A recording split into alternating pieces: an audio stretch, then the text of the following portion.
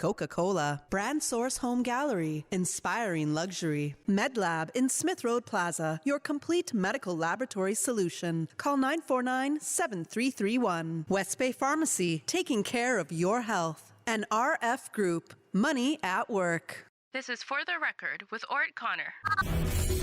Coming to you live from Radio Canaan Studio. For the record. For the record. For the record. Hear from your government officials, independents, and the opposition on issues that matter to you. For the record. Engage in an open dialogue between residents and lawmakers. For the record. For the record. For the record.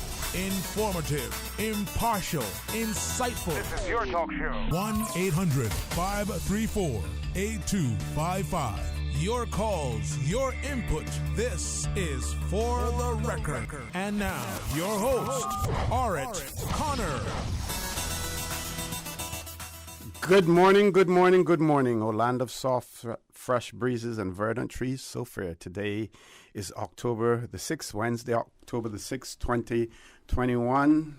I hope and I trust that everyone had a restful, peaceful, enjoyable evening. My monologue this morning, I'm going to shorten it simply because we have our first half an hour talking about National Heroes Day. And based on the schedule, my guests only have a half an hour in the show, so my monologue will be abbreviated. I also would like to inform you that if you have any questions or comments, we will try to entertain phone calls as well, but we also encourage you to send your questions in to For the Record, one word, For the Record at candw.ky. Also, our WhatsApp number, 925-3261. You can send questions or comments in relation to the topic that we will be discussing this morning. And the topic that we will be discussing this morning is National Heroes Day 2022. 2022. And that discussion will take place with no stranger to the studio, Mr.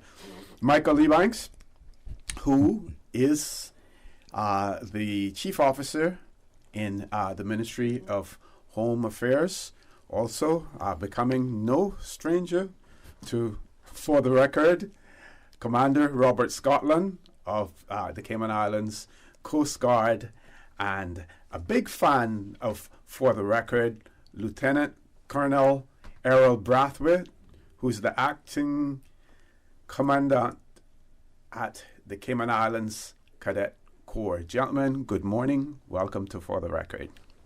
Good morning. Good morning. Okay. Mr. Banks, I'm going to throw the mic right over to you. Thank you, Mr. Connor. Good morning again, and good morning to all of your listeners. It's always a pleasure to be here in the studio with you and have the opportunity to engage with our community. I can't think of many more important topics to discuss with yourself and the public other than National Heroes Day 2022, slightly biased in relation to next year because we're honouring our uniformed services, which is near and dear to my heart as a former officer of the Royal Cayman Islands Police Service and somebody who truly has a passion for security and public safety. And I share that passion with many other public servants, law enforcement officers, and so to be in a position to represent that sector of the public service in this particular forum is indeed an honor for me. And I'm quite privileged this morning to be sat next to two of our leaders in that space from the Cadet Corps and the Cayman Islands Coast Guard. I think having Commander Scotland and Commandant Brathwaite with us this morning signals a couple different things. It definitely shows the support that we have internally for this celebration in January. But I wanted to give those two gentlemen an opportunity as well to speak with the public and share with our community some of the great things that are happening in relation to the Coast Guard and similarly with the Cadet Corps. I think the uniformed services generally are a group of people who, for lack of a better word, just sort of put their head down, get the job done, and look to see tomorrow. In many ways, we are a group that's not looking for praise, not looking for glory. We are just here ultimately to serve the public, and we do that with pride and integrity and honour. And so to have an opportunity from the Cabinet to be recognised for the service that we provide to the community, and have that level of recognition bestowed onto the services and the officers of those services is indeed something that is welcomed by those of us in that space. And so I think it's appropriate that I take the opportunity to thank the Cabinet for their continued support of National Heroes Day, and certainly in particular to continue on with the plans to honour those of us in uniformed services. And so this morning is really about a call to action. Our nominations are open at the moment. We were here on September 24th, I think it was, kicking off, and we received a number of nominations so far. So thank you to all of those who've taken the time out to make those nominations. I realize that people have exceptionally busy lives that they're leading with work and family, not to mention navigating a public health crisis that we're in at the moment. But I absolutely would just like to continue echoing that call for action this morning. This is an important call for action. I am sincerely asking for the public's assistance here across all sectors of our community to stop and think for a second about the value that security and public safety plays in terms of our national security. And I mean national security at the level of the country and the individual and the communities in between. There's an exceptional reliance on security and public safety to continue having the standards of living that we have in this country, and that doesn't happen by accident. That happens because there is dedicated leadership and dedicated officers throughout a number of uniformed services, and that's really what National Heroes Day is about, is trying to recognize those persons and those organizations who have gone above and beyond the call of duty and call of responsibility. And so I'd just like to take a minute to recognize those particular uniformed services who are being honoured, and the officers being honoured as part of National Heroes Day 2022. Sure. Those services are the Royal Cayman Islands Police Service, and that would include the Special Constabulary, the Cayman Islands Fire Service, the Customs and Border Control. And within Customs and Border Control, we are honouring those officers who were former immigration officers and former Customs and Excise officers, as well as Her Majesty's Cayman Islands Prison Service, the Cayman Islands Cadet Corps, Cayman Islands Coast Guard, and the Cayman Islands Regiment. So this morning, like I said, Mr. Connor, I'd just like to remind the public that National Heroes Day is coming up on January 24th. However, there is a deadline that is fast approaching us, and that deadline is October 16th. That is the date in which we would have to have received a nomination for it to be considered by the panel. We put together an exceptional panel led by Chief Officer Echeniki in the Ministry of Culture, Heritage, Youth and Sports. And she is driving a mission that is supported by the Honourable Minister, Mr. Bernie Bush. And the two of those leaders have definitely pulled together a quite the team to help them. There are a number of former law enforcement officers and public safety officials who are there lending their insights, their guidance, and so I'm truly appreciative to those members who are giving up their time to help this very noble cause. Certainly. And this morning, like we pointed out earlier, we have representatives from the Cayman Islands Coast Guard as well as from the Cadet Corps. And I didn't realize that the Cadet Corps now is 20 years? Next year. Commandant? Yeah, 20 years as well. So why don't we start with you and talk about the Cadet Corps, and no doubt in those in that 20-year period, there are persons who are still in the system or who have gone through the system who certainly qualify to be nominated in as far as their activities with the Cadet Corps is concerned. Yes, indeed. Thank you very much, Mr. Connor, and good morning to the Cayman Islands. Indeed, 20 years of activity is significant. And when we consider the activities of the Cayman Islands Cadet Corps, we are really talking about an investment in the youth of the Cayman Islands. We are really the entity that will sustain those other uniformed services. So this is where it begins. Training at the level of cadet with the intent of generating interest in those uniform groups, Coast Guard, the Royal Cayman Islands Police Service, the Customs and Border Control, and those other organizations. But not only the uniformed services we are generating or developing our youngsters for, we are generating them to fit into every entity across the length and breadth of the Cayman Islands. We're talking about the Cadet Corps, which started somewhere around 1859 in the UK with the Army Cadet Force, and then about 1908 with the Combined Cadet Force. So we have joined a group of esteemed individuals training for the future. And so when we look at the formation of the Coast Guard recently, several of those who would have been recruited were actually grown in the Cadet Corps. And I think that those who led the organization must be commended for that, because it means that our uniformed services will be sustained for quite a long time. Indeed, as you mentioned, we celebrate our 20th anniversary next year. We are, along with being recognized as part of the uniformed services, we have a slate of activities that will come around May or so. Of course, we celebrate throughout the entire year, but more to come as far as that is concerned. But we are very happy to be a part of the entire developmental process, and rest assured that we are going to continue to work to develop the strength of character among the young people across the Cayman Islands.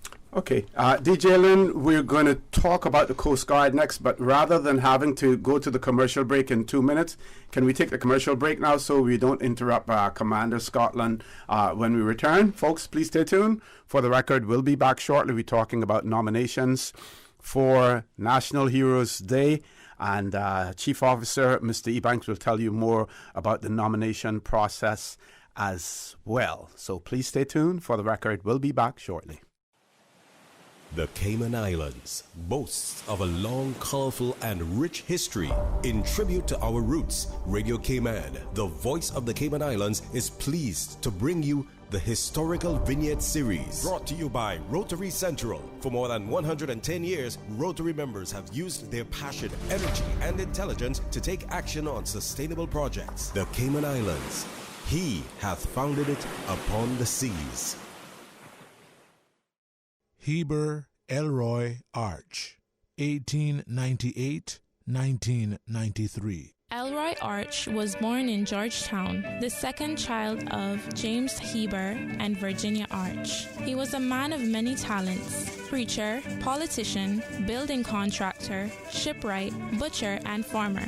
With his father and brothers, he built many of the sailing ships whose names are still remembered, including the Wilson, Goldfield, Adams, and Arbutus. The schooners built in the Arch shipyard were used by Caymanian seamen for turtling in the Mosquito Keys and to bring cargo from the foreign ports. Mr. Elroy served as a member of the Assembly of Justices and Vestry from 1939 to 1954, when visitors from the United States discovered Cayman as a vacation destination. Mr. Elroy built the first winter homes and the first hotel on 7 Mile Beach. He and his wife, Bride Nee Bodden, had 2 children. Mr. Elroy had a wealth of knowledge about Cayman's history and loved loved to tell the stories told to him by his parents and grandparents, and taped many of these accounts for the National Trust and National Archive and the National Museum. Radio Cayman's Historical Vignettes was brought to you by Rotary Central. For more than 110 years, Rotary members have used their passion, energy, and intelligence to take action on sustainable projects.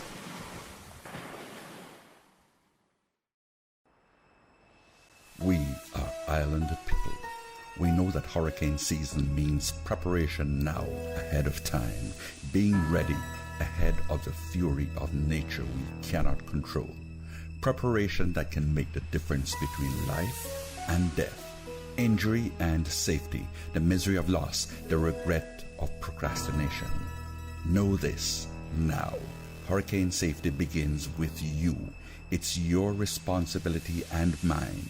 Your medicine, your valuable documents, your water, your place of safety during the storm, your preparation now will directly determine your outcome during and after the storm. Prepare now. A message from Rotary Central. We serve to change lives.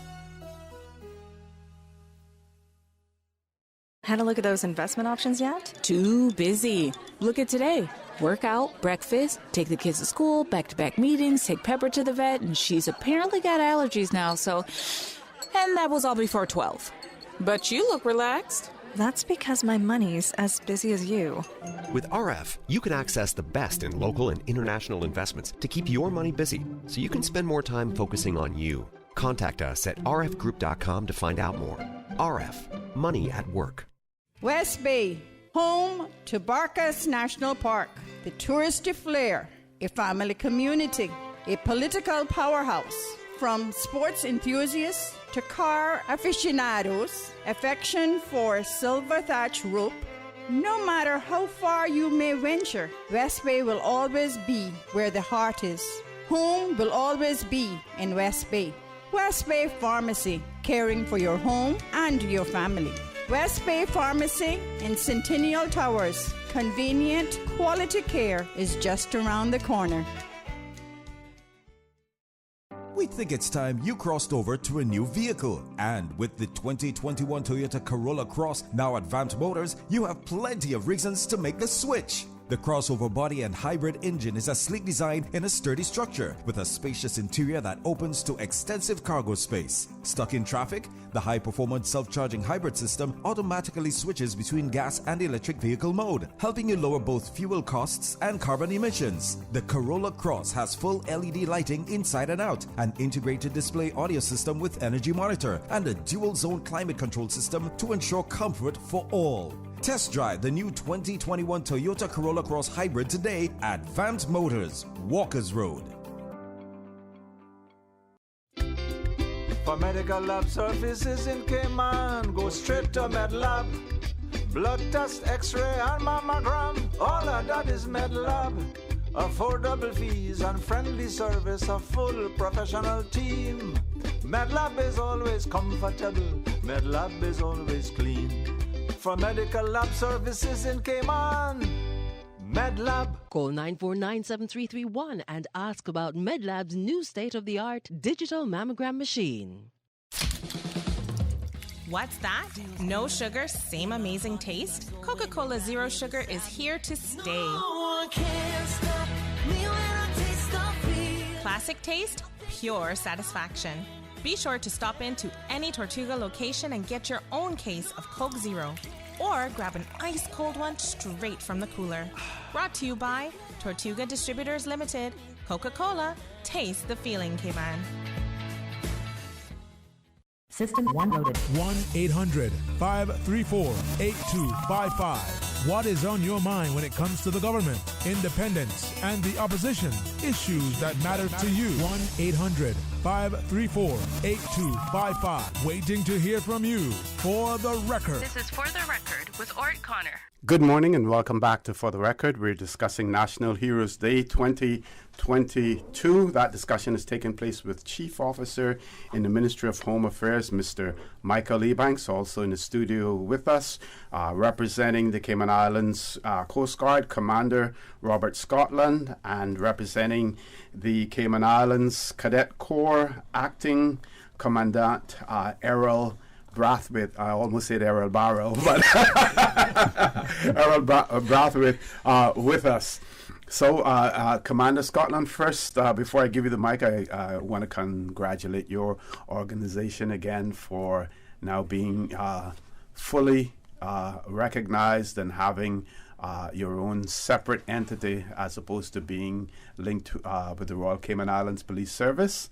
And I guess once the governor assents to that legislation, then it will become official, and I believe you will be then called Commandant as opposed to Commander as well. Is that the case?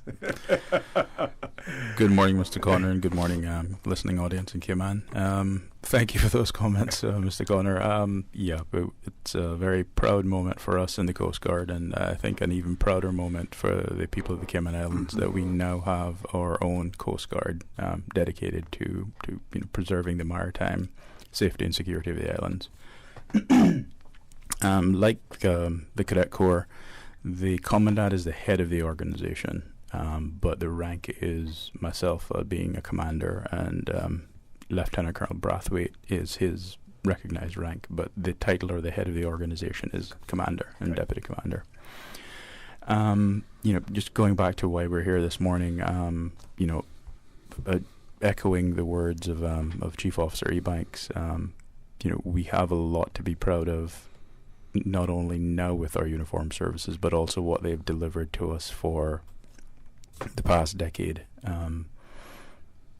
They're prior to the, I guess you'd say, the economic boom that we now have. A lot of the older Caymanians worked within the uniformed services, police, customs and immigration at that time, fire service.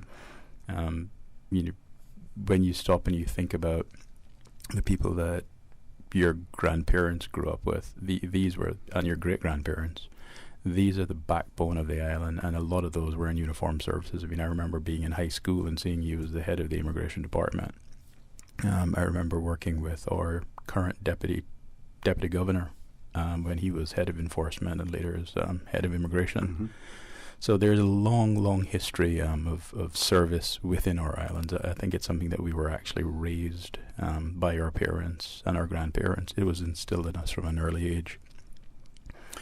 Bouncing back to the Cadet Corps, earlier on in the establishment of the Coast Guard, we recognized the benefit that the Cadet Corps had to us, and we look at that as a feeder station or a feeder entity into ours. And as such, we've taken an early proactive step in forming a strong bond with them. The former commandant of the Cadet Corps was actually a police officer. Not many people will remember that, but I remember actually serving with her. The first commandant of the Cadet Corps was Philip Heyer, who was a serving police officer at the time and seconded over.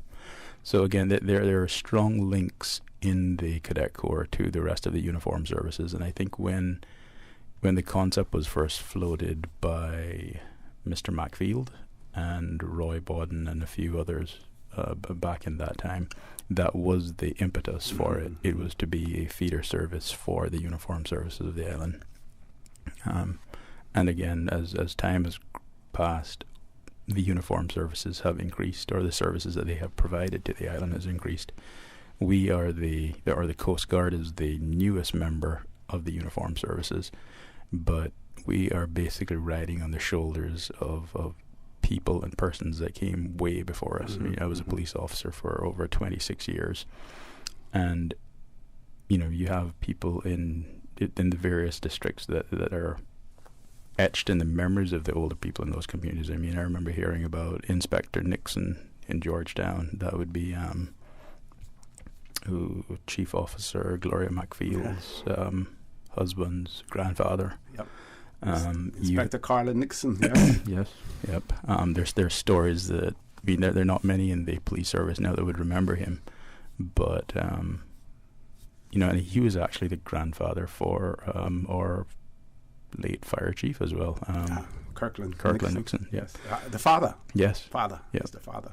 So again, there is strong history and tradition rooted within the uniformed services, and traditionally you've either gone to follow in your father's footsteps, or you have gone into the private sector and made even greater inroads. So yeah, there's a lot of pride, and I would take this opportunity to encourage the listening audience, if you can think back to any of the older persons, or even hearing your parents or your grandparents speak about people who made a significant role within the uniformed services, and that's not just police and fire, I mean it covers the entire uniformed services of the Cayman Islands.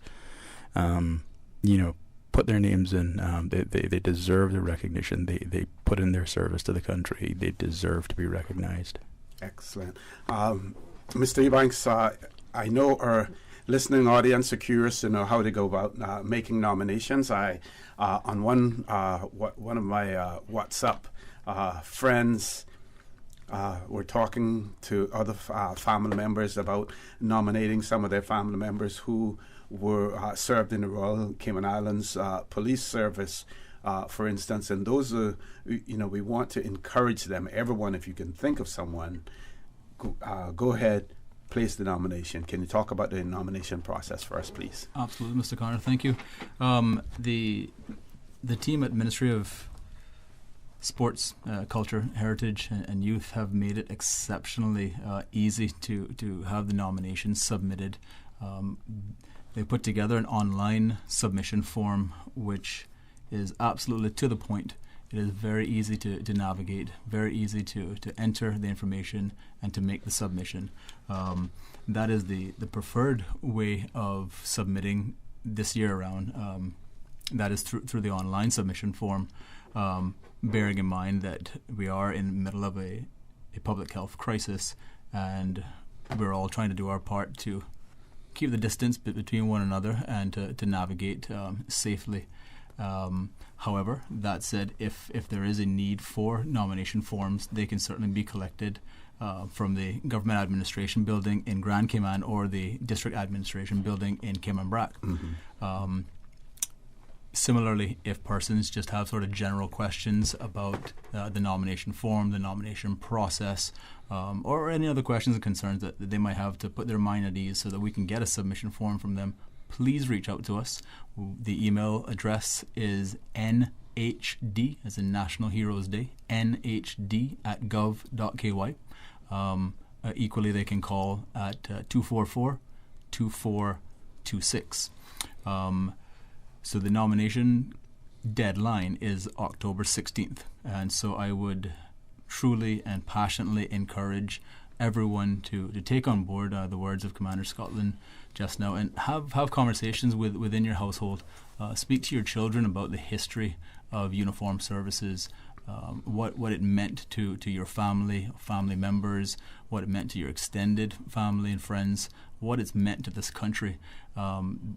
I think we can see a very clear link between youth and uniformed services, having both the Cadet Corps and the Coast Guard represented here, and hearing the significant bond that's been created and the history that underlies those bonds.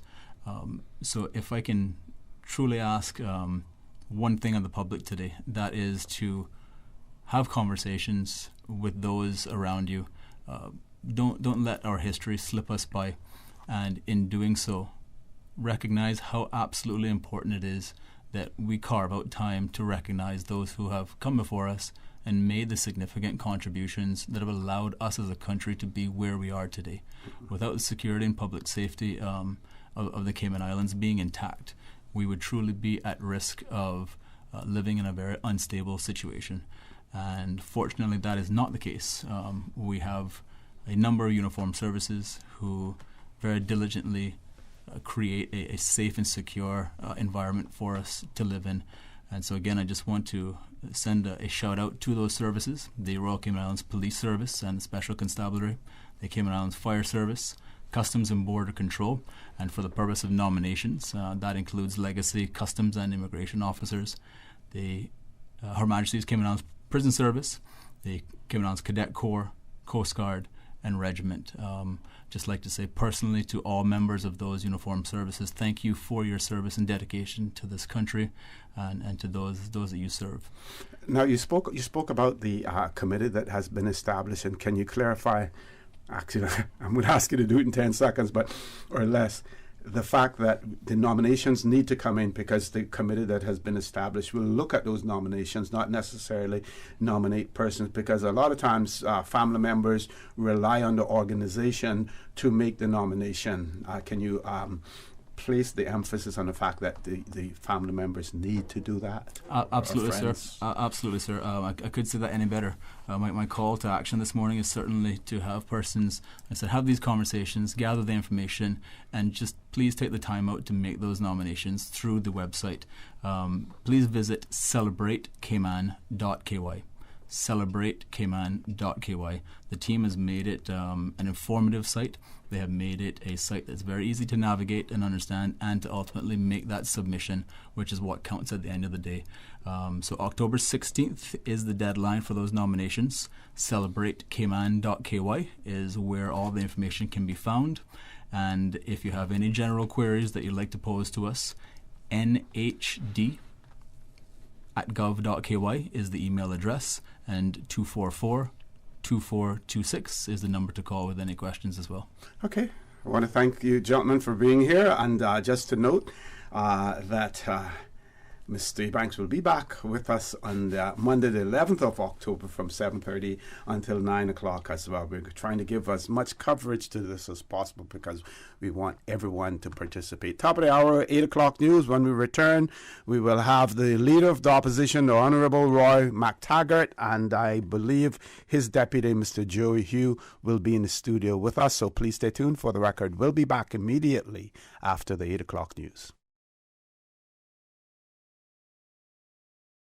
When you're on the go, the experienced team at Foster's Pharmacy are here to help. Drop off your prescription while you shop or WhatsApp us and we'll prepare it, ready for your arrival. Whether you need prescription or over-the-counter medications, blood glucose testing, or advice on vitamins and supplements, we're here early in the morning to late at night. Both of our locations at our Camana Bay and airport stores are open 7 a.m. to 9 p.m., Monday to Saturday. For more info, visit fosters.ky/pharmacy. Foster's Pharmacy. Better health because we care. The 8 a.m. news is proudly sponsored by the Chamber of Commerce Pension Plan. For further information, please visit chamberpension.ky. The Cayman Islands Chamber of Commerce Pension Plan. We're here for you. Please be advised that the pension contribution holiday has been extended until 31st of December 2021. Employers and plan members should ensure arrangements are in place for salary deductions and remittance following this date. The Cayman Islands Chamber of Commerce Pension Plan, keeping you informed. For further information, visit chamberpension.ky. And for information as it happens, follow us on Facebook, LinkedIn, or Instagram. Email admin@pensions.ky or call 745-7630. We're here for you. For today's biggest news. Radio Cayman, the voice of the Cayman Islands.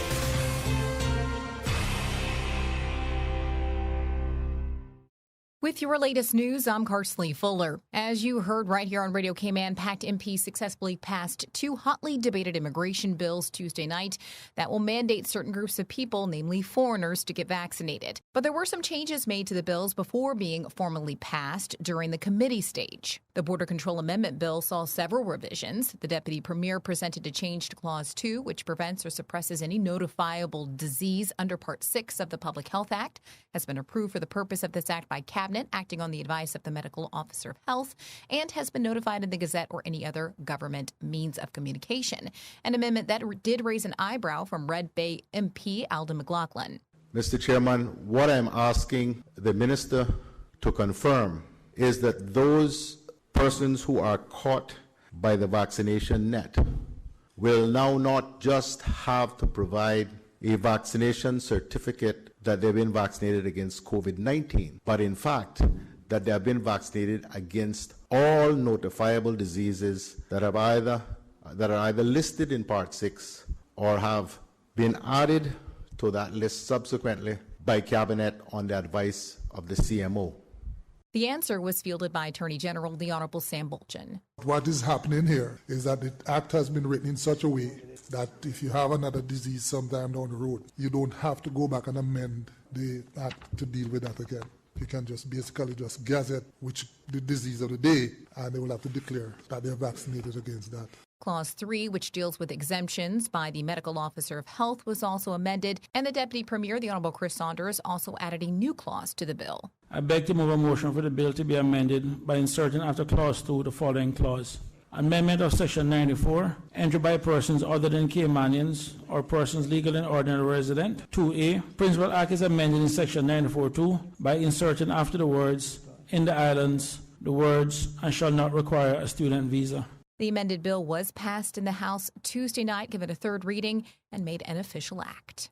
The Ministry of Education has notified parents and guardians of the 2021 high school graduating class that due to the proposed release of external examination results from the Caribbean Examinations Council on October 11th, the graduation dates for high schools have been adjusted. John Gray High School will now be on November 30th, Clifton Hunter on December 2nd, and Lehman Scott Senior High School on December 4th.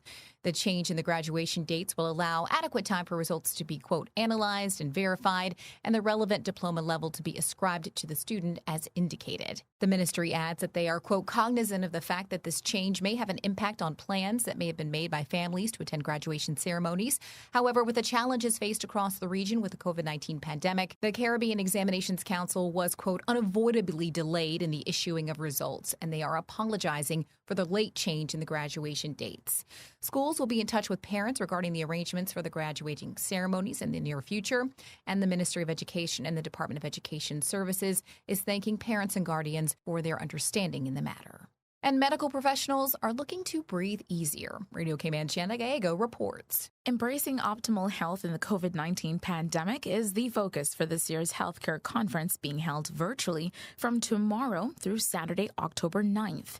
Under the theme Breathe Easier, the 3-day conference will look at exploring topics such as building climate resilience in the Cayman Islands, chronic respiratory diseases, coping with anxiety in the new normal, optimizing and protecting child health in the post-closure era, and using complementary and alternative medicine to breathe easier.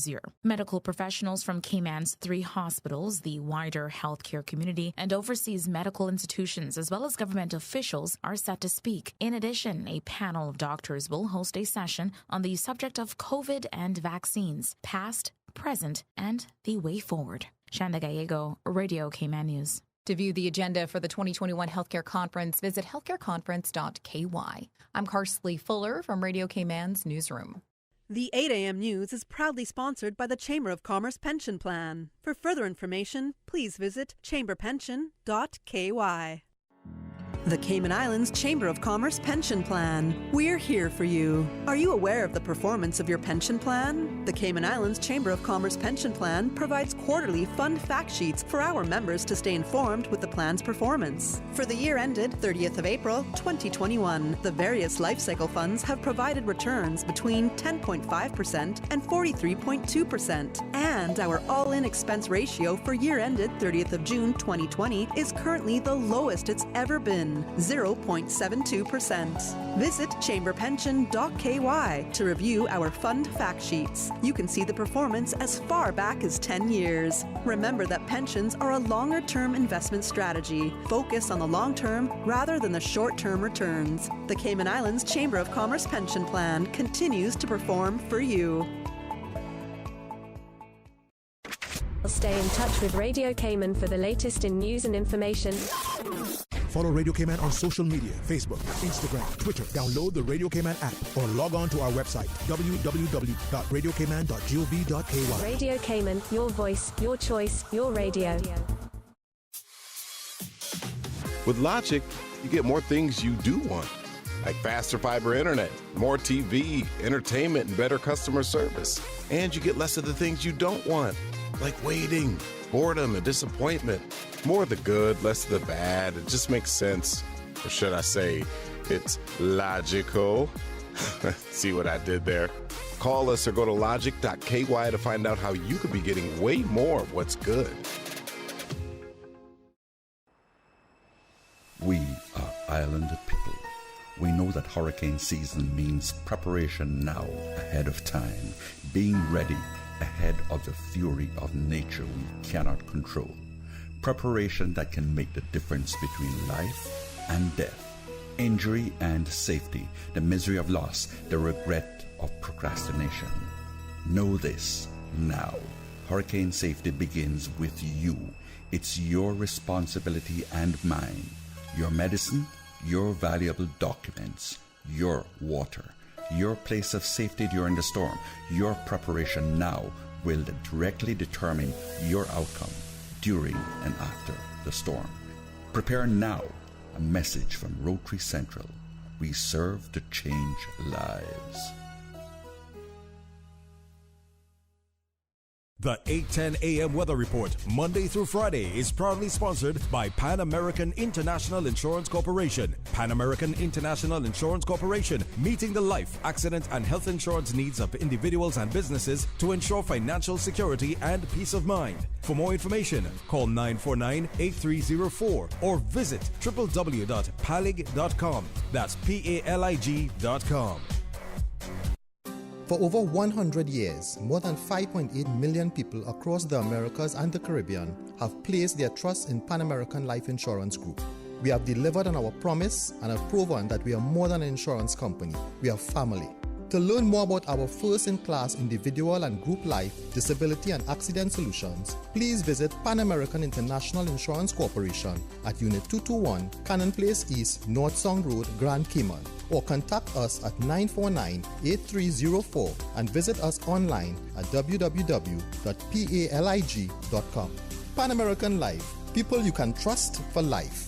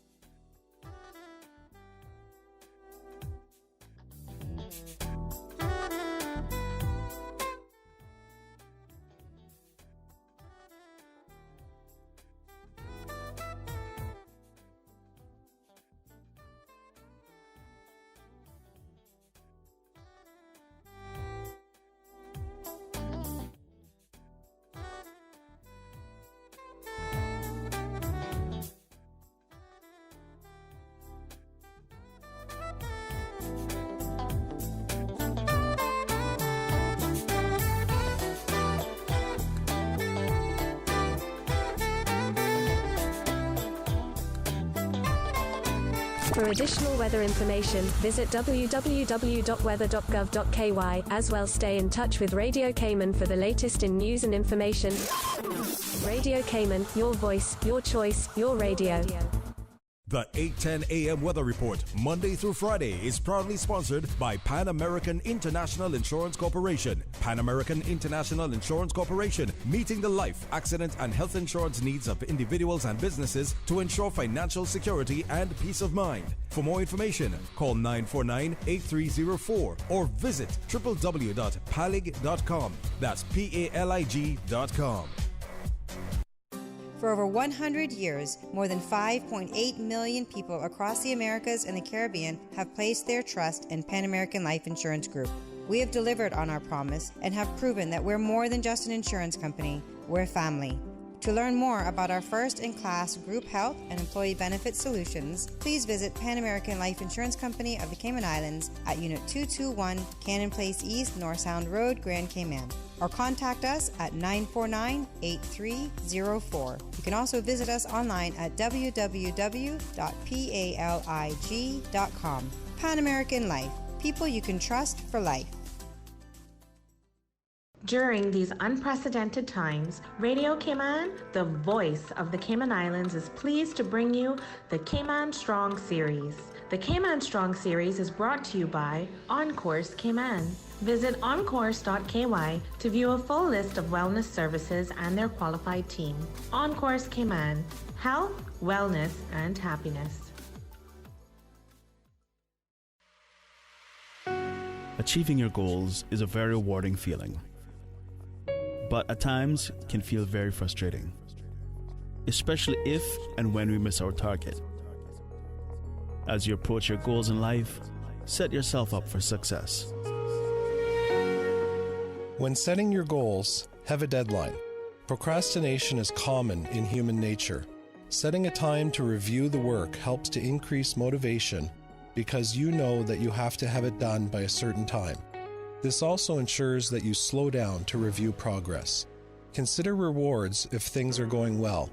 If things are not going as well as you would like, a deadline gives you a chance to pause and reflect on the current goal to see if there may be something getting in the way of being able to get it done. Change your thinking and change your life. Radio Cayman's Cayman Strong Series was brought to you by OnCourse Cayman. Visit oncourse.ky to view a full list of wellness services and their qualified team. OnCourse Cayman, health, wellness, happiness. These days, feelings of loneliness, anxiety, stress, and depression can be overwhelming. Just know you are not alone. OnCourse Cayman offers private mental health services for children, teens, adults, and groups. Visit oncourse.ky to view a full list of wellness services and their qualified team. OnCourse Cayman, health, wellness, and happiness. The traffic report is brought to you by Subway. Planning a meeting, event, or office celebration? Visit subway.ky to place your catering order today. You see how hard it's raining? Yeah, and I don't have time to fight traffic and get my lunch from Subway. I have so much work to do. Why don't you order Subway by using the Let's Eat or Bento app? Save time, stay dry, and get your sandwich fast. I never thought of that. Great idea. I'm going to order now. Order me a veggie pizza while you're at it. And a cookie platter for the office. Too busy at work or home? Is the rainy weather stopping you from dining out? Order your favorite Subway sandwich, wrap, or pizza through the Let's Eat or Bento app with fast and reliable delivery. Subway, eat fresh.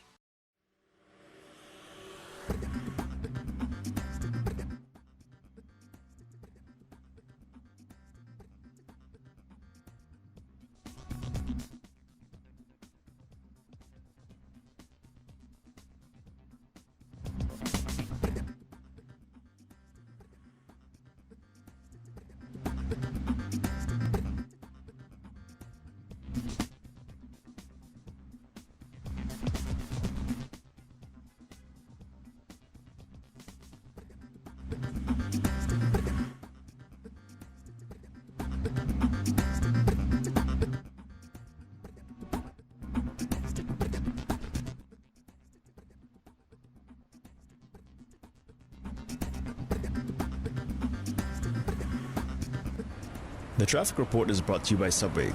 Planning a meeting, event, or office celebration? Visit subway.ky to place your catering order today. For the Health of It is heard on Wednesdays at 7 p.m. and repeated on Saturdays at 9:30 a.m. It is brought to you by Holy Cross Health. Quality medical care and advanced technology with sincere compassion and understanding. Our mission is you. Call 1-954-351-5906. Email globalservices@holy-cross.com or visit Holy Cross Health at holy-cross.com. You can now renew your driver's license or motor vehicle license online. And you don't need an ESID number. It's as easy as 1, 2, 3. Visit www.dvdl.gov.ky. This is your radio. I don't want no chipapa dead, I don't want no chipapa dead, I get my dumping hole. Thank you for making us your choice. Radio Cayman, the voice of the Cayman Islands. For the Record with ORRETT CONNOR. Initiating system. For information that matter. For the Record with ORRETT CONNOR continues right now on Radio Cayman. Good morning and welcome back to For the Record. It is my pleasure to have in the studio with me now the Leader of the Opposition in our Parliament, Honourable Roy McTaggart, and Deputy Leader, Honourable Joey Hugh. They will be opening up the phone lines for questions, comments, or observations. We will let you know when the phone lines are open, but it'll probably be after the headline news at 9 o'clock. This will give them at least a half an hour, a little bit more, to establish some of the discussion and the points that they want to raise as well. So, gentlemen, good morning. Welcome back to For the Record. It's good to see that you're wide awake after some long hours in the Parliament from Monday and Tuesday. Yes. Well, good morning, OC, and good morning to the wider Cayman Islands. Hope you all are having a good week. It's Wednesday. Yes, we've had interesting 2 days, and particularly on Monday we had a marathon session that went right through to about 11 o'clock Monday evening. So yeah, it's been an interesting 2 days, and the government had got three bills that they had brought to the Assembly passed, and I think all of them were passed with some significant amendments. Mm-hmm. So, morning. Good morning. Thanks for having us back. A lot has happened since we were last here, and you are right. We've had a couple of long days. We were just chatting earlier before the show how, and this is not unique to opposition. I think everyone in the House, if you are at all paying attention or in tune, when you get home, it's you can't sleep. Yeah. You got to replay the entire evening in your head. And myself in particular, Monday night, as you probably would have seen. I think I was just getting warmed up, but the Speaker was not happy with me at that time in the evening, and asked me to cut my debate a bit short on a couple of occasions. So when I got home, I was still heated and still going through my thought processes in my head. So we're a little tired this morning, but we're here, and nonetheless. A lot of stuff to talk about, I think. Okay. Now, in asking you to cut your debate short, I believe when the Parliament opened and the Speaker was explaining some of the rules and everything, he mentioned the fact that there was a bell. Mm-hmm. Yes. And a clock, yes. And a clock that would 2 remind hours. you. So had you exceeded your 2 hours at that point in time that no, you got that record? Not even close to it. In fact, I think I was just in the first 20 minutes when he asked me and said that I was to be mindful of the standing orders and repetitiveness, and that repetitiveness does not always mean repeating in your own debate, but repeating what others have debated. But I have never heard it in my 8 years there. I've never heard it being repetitiveness being taken that way. Yeah. I've heard things being repeated over and over. In fact, I was told you got to repeat it 3 times before people even hear it the first time. But nonetheless, I think the evening was tired. I mean, the evening was late. Everyone was tired. What I did not know, or could, and if I knew at the time that they would not wind up the debate, and in fact, perhaps if they had asked me, would I mind breaking until the morning, I would have been happy to have done that. That would have been better. As a matter of fact, I believe you alluded to the Speaker that if maybe we should adjourn and continue. Yes, I did. Yes, I did. So, and my concern was that if not, they would have just taken the opportunity to wind up the debate and call it a night and close the debate on that particular subject. So. I think I did get my point across, and the Speaker at the end was gracious, and I thanked him for that. Okay, Mr. Lee. No, well, you just picked up on the thing about the, the countdown clock and the bell. It's an old school bell. That's what I remember. So yes, I think those things have now been placed into that. I think will add something to the to the whole order of the house, because I think what we have found, certainly I have found over the years, is that there is very lax in terms of timekeeping, and particularly when you break. And the speaker will give you a time to return, and when that time comes, no one's there. Yeah. And you just have to wait around. So, the spare bell is there now that it alerts you, and so you make your way back into the chamber. Mm-hmm. And I give this government some credit. They have been trying to I think, to keep to the time periods. They want to start on time at 10 a.m.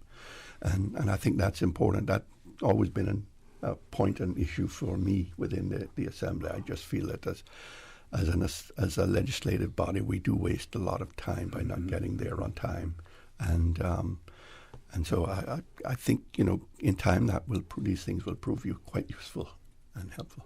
Yeah, and I've seen the annoyance being expressed in comment sections either on YouTube that when it's being followed, and You sit, and for those persons who have time during the course of the day to listen to the live debate, and then we said, okay, at 2:30, the Parliament will resume, and you're listening on the radio and you're hearing nothing, and you're wondering whether or not it's the radio station that hasn't, picked up on the debate, only to find out that they haven't resumed for half an hour later. I think that the listening audience at least deserves some sort of respect for their time, and the fact that they have taken an interest in listening to it, that they should not be taken for granted as well. And I agree with you. And I mean, when that happens, you get dozens of people writing into you. What's happening? Yes.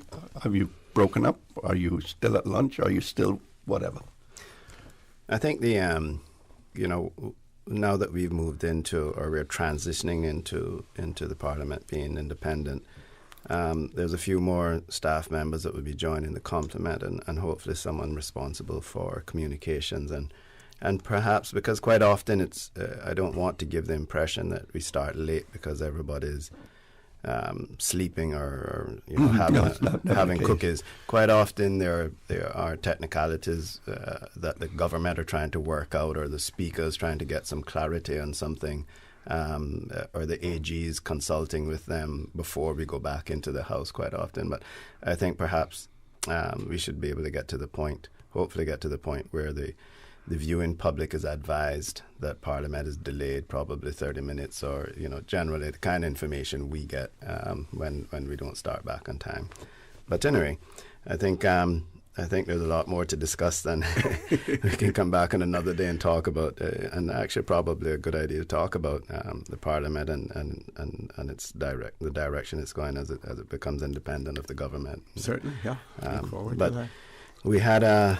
We had these three bills. I think I'd like to, if the Speaker approves, the Leader approves, I'd like to actually first congratulate everyone involved, including, I know that this was a dream of the former Premier Alden McLaughlin on the passage of the Coast Guard bill into an act.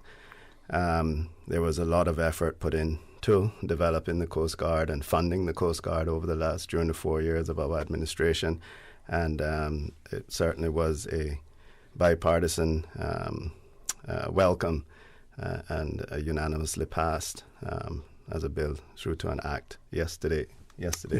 And I just want to congratulate all of those involved, from those in the Coast Guard, the 16 first recruits, everyone in the ministries, both governments, past and previous, for continuing it.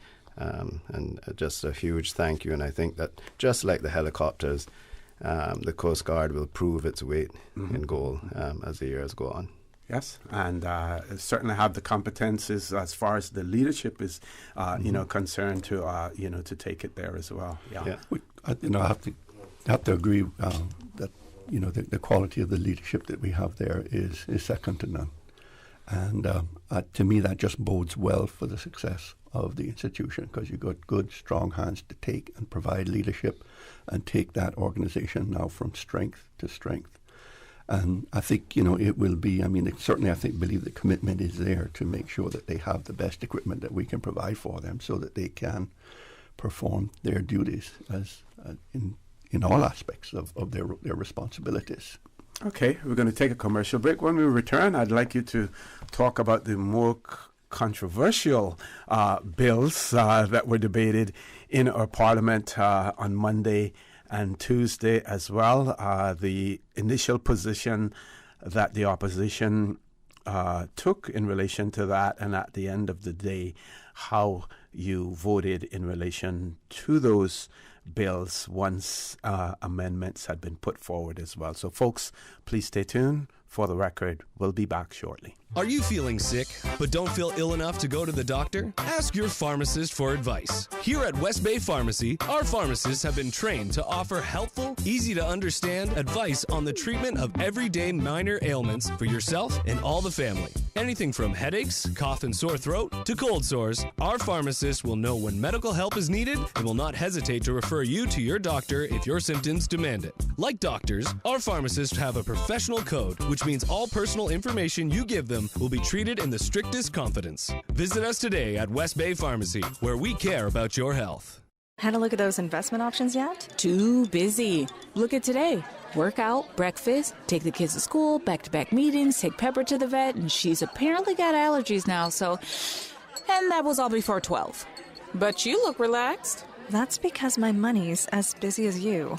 With RF, you can access the best in local and international investments to keep your money busy, so you can spend more time focusing on you. Contact us at rfgroup.com to find out more. RF, money at work.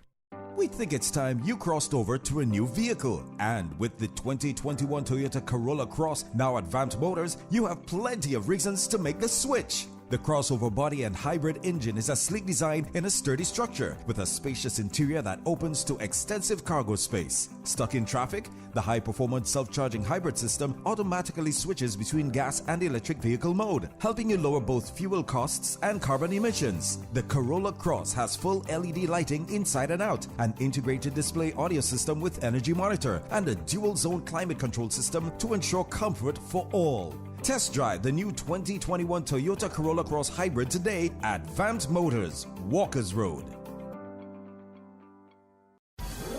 I've got some beautiful clothes. I know just where they go. Puritan Cleaners. Puritan Cleaners. Ask about our ongoing discounts. Puritan Cleaners now using the most popular and eco-friendly cleaning solvents. 3 convenient locations to serve you: Savannah, Countryside, Elgin Avenue, Georgetown, and Eastern Avenue, Georgetown. Drive through, rain or shine. Free pickup and delivery. Call Puritan Cleaners at 949-7104. You feel good when you look good. COVID-19 vaccines are the only way forward in reopening our borders safely. Take the COVID-19 vaccine to protect yourself and the ones you love, especially those of us who cannot get vaccinated. For more information on the COVID-19 vaccine, visit www.gov.ky/coronavirus. System 1 loaded. 1-800-534-8255. What is on your mind when it comes to the government, independence, and the opposition? Issues that matter to you. 1-800-534-8255. Waiting to hear from you. For the record. This is For the Record with ORRETT CONNOR. Good morning. Welcome back to For the Record. In the studio with me this morning, Leader of the Opposition, Honourable Roy MacTaggart, Deputy Leader of the Opposition, Honourable Joey Hugh. Phone lines will be open after the headline news at 9 o'clock. Before we went to the commercial break, we're talking about the various bills that were debated and acted upon in Parliament on Monday and Tuesday.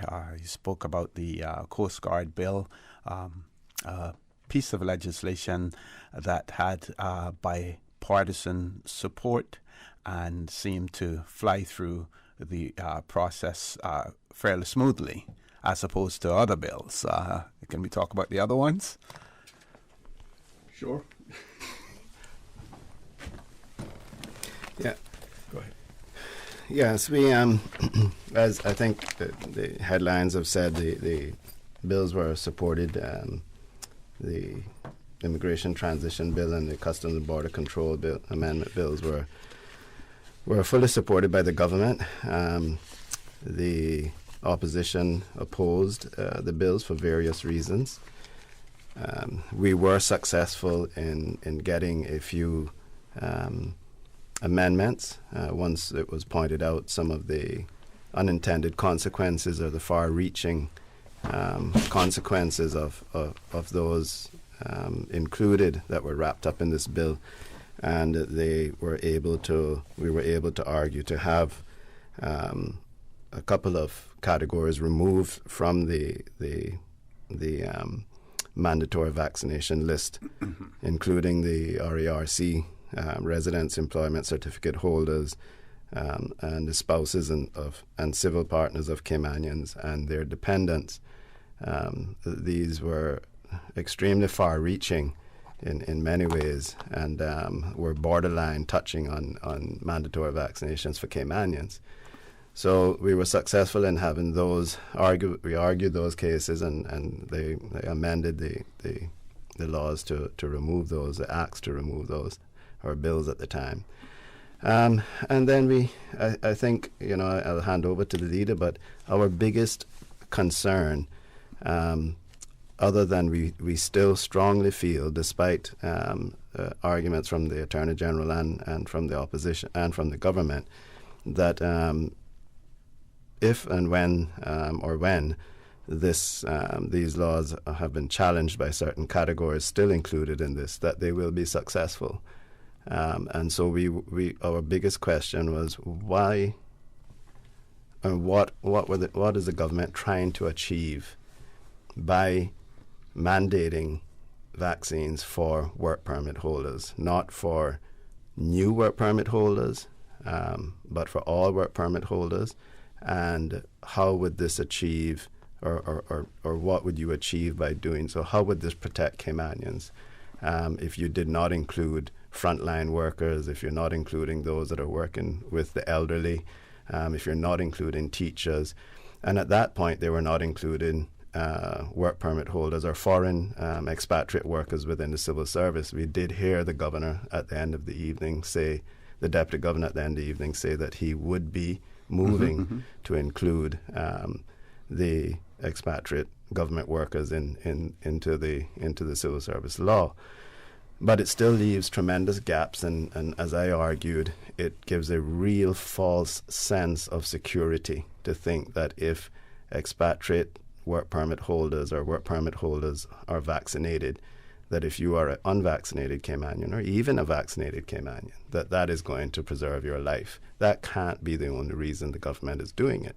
And that's the question we're asking. Please justify to us, without any data to show how many work permit holders have been vaccinated in Cayman, without any proper consultation with the public and the business sector to say, how will this affect your business? Have they done any studies whatsoever? Have they asked any questions? What could be the unintended consequences to the economy?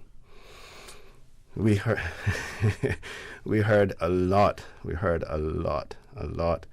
of, this is going to create jobs for Caymanians, this is going to create businesses for Caymanians. I wish it was that simple. I really do wish it was that simple. What this can do is create loss of jobs for Caymanians. Yeah.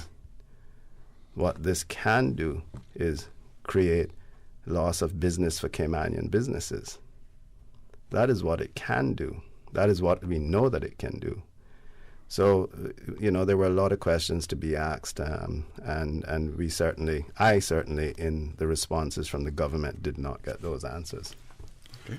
And I would say that the same too with the debate and my contribution to that as well. That basically we all had the same points. What is it that you were trying to achieve? And the other aspect of it, OC, was what was the rush?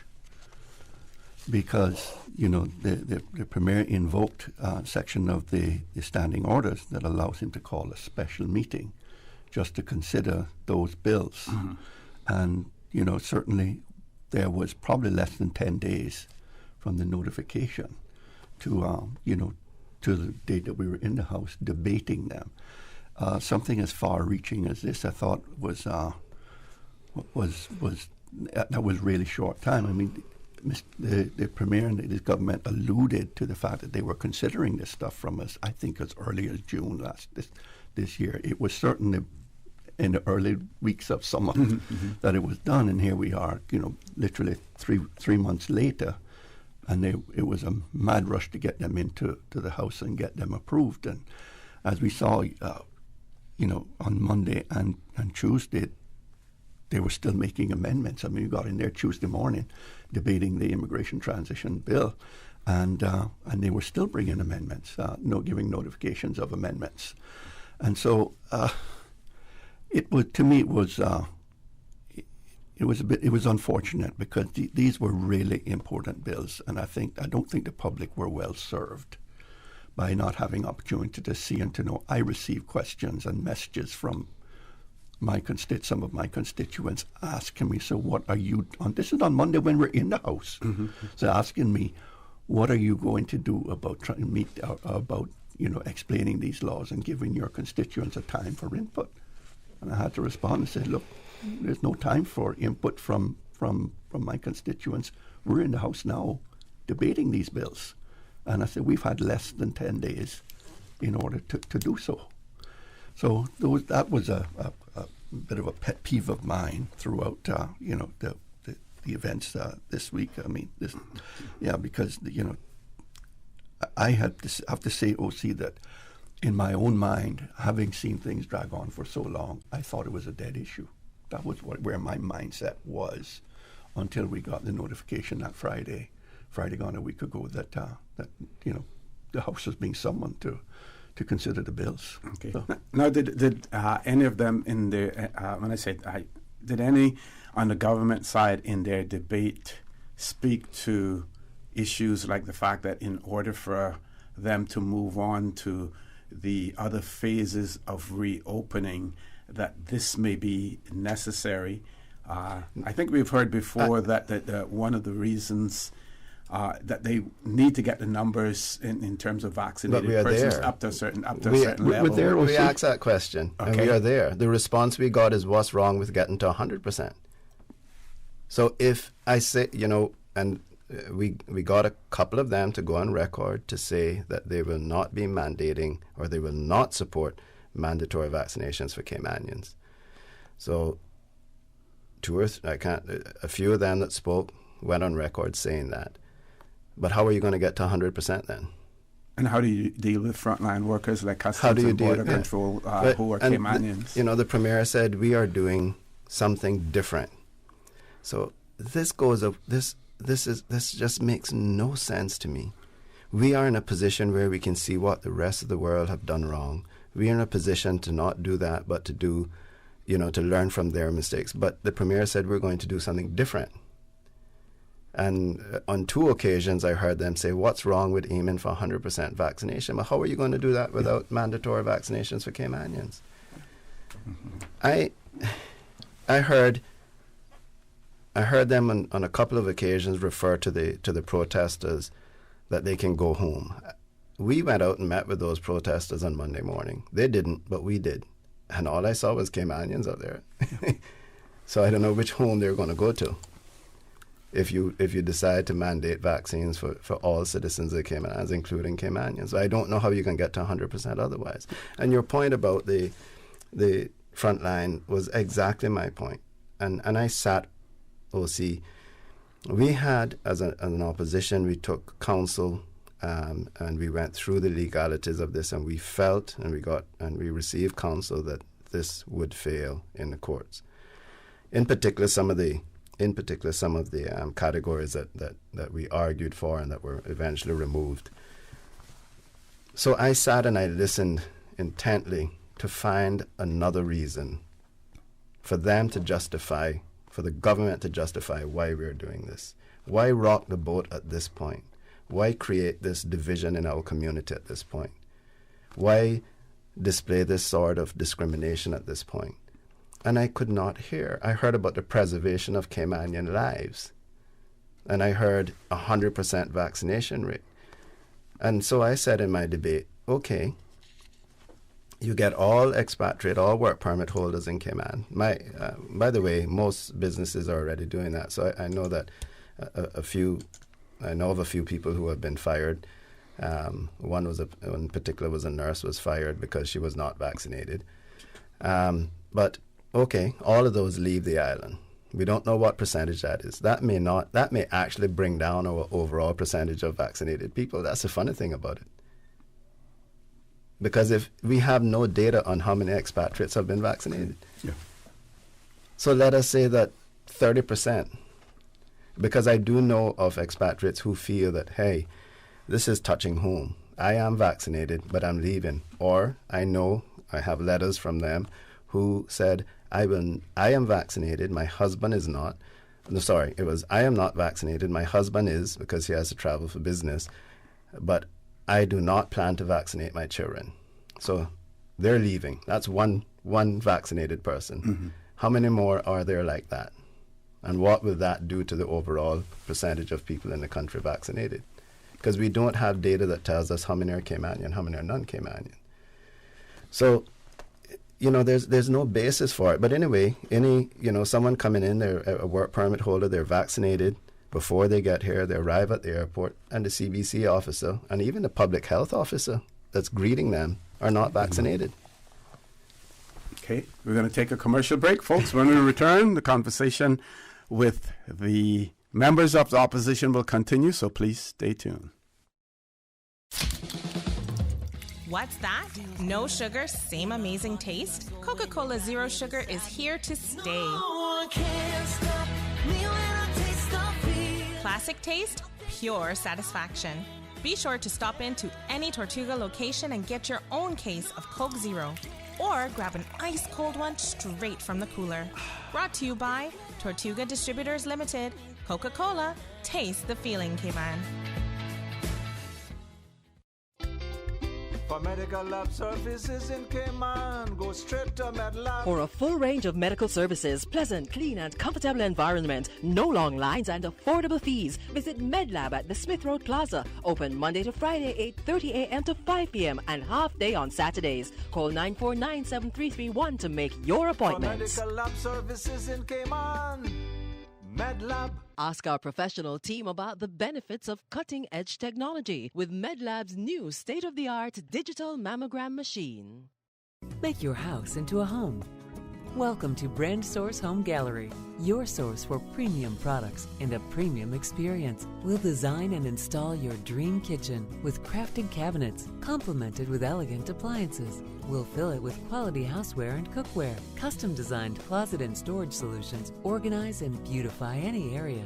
And with the finest bedding, you'll get a perfect night's sleep knowing Brand Source Home Gallery has everything you need to make your house a home. The voice of the Cayman Islands. 89.9 FM in Grand Cayman and 93.9 FM in Cayman Brac and Little Cayman. Silver wings shining in the sunlight. Radio Cayman. For the record with ORRETT CONNOR. Initiating system. For information that matters. For the record with ORRETT CONNOR. Continues right now on Radio Cayman. Good morning and welcome back to For the Record. In the studio with me this morning we have members of the opposition. In particular, we have the leader of the opposition, the Honourable Roy McTaggart, and Deputy Leader, Honourable Joey Hugh.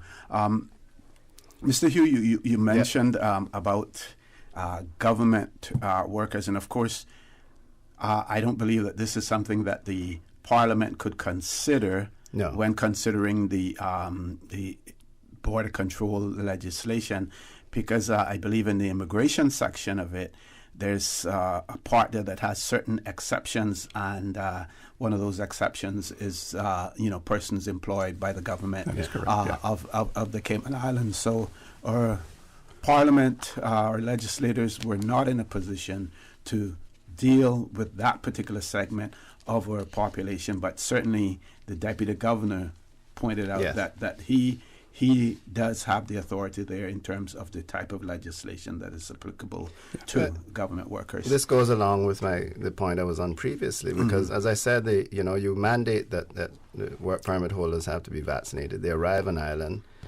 Public health or CBC officers may not be vaccinated. They send their kids to school. Teachers may not be vaccinated. They get sick. They go to the hospital. Nurses or public health officials there may not be vaccinated.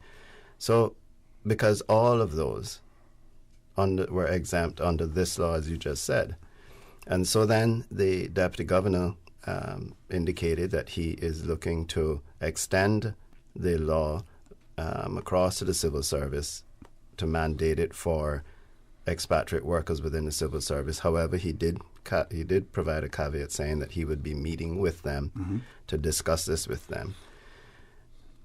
But then he went on to say that he will only encourage and continue to encourage the Caymanian employees at the civil service, including those on the front line, to get vaccinated, and that his biggest fear would be that of attending one of their funerals. And that is all of our fears. But if we are going to base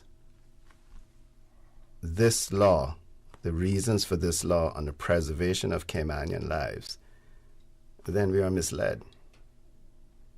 We're absolutely misled, because it gives you a false sense of security. Yeah. Especially when our own Caymanians are not vaccinated.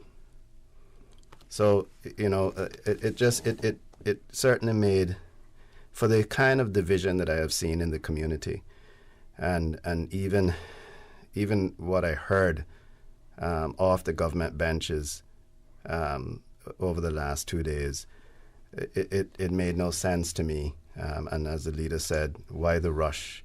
At this time, there was no data. There was no data to support this.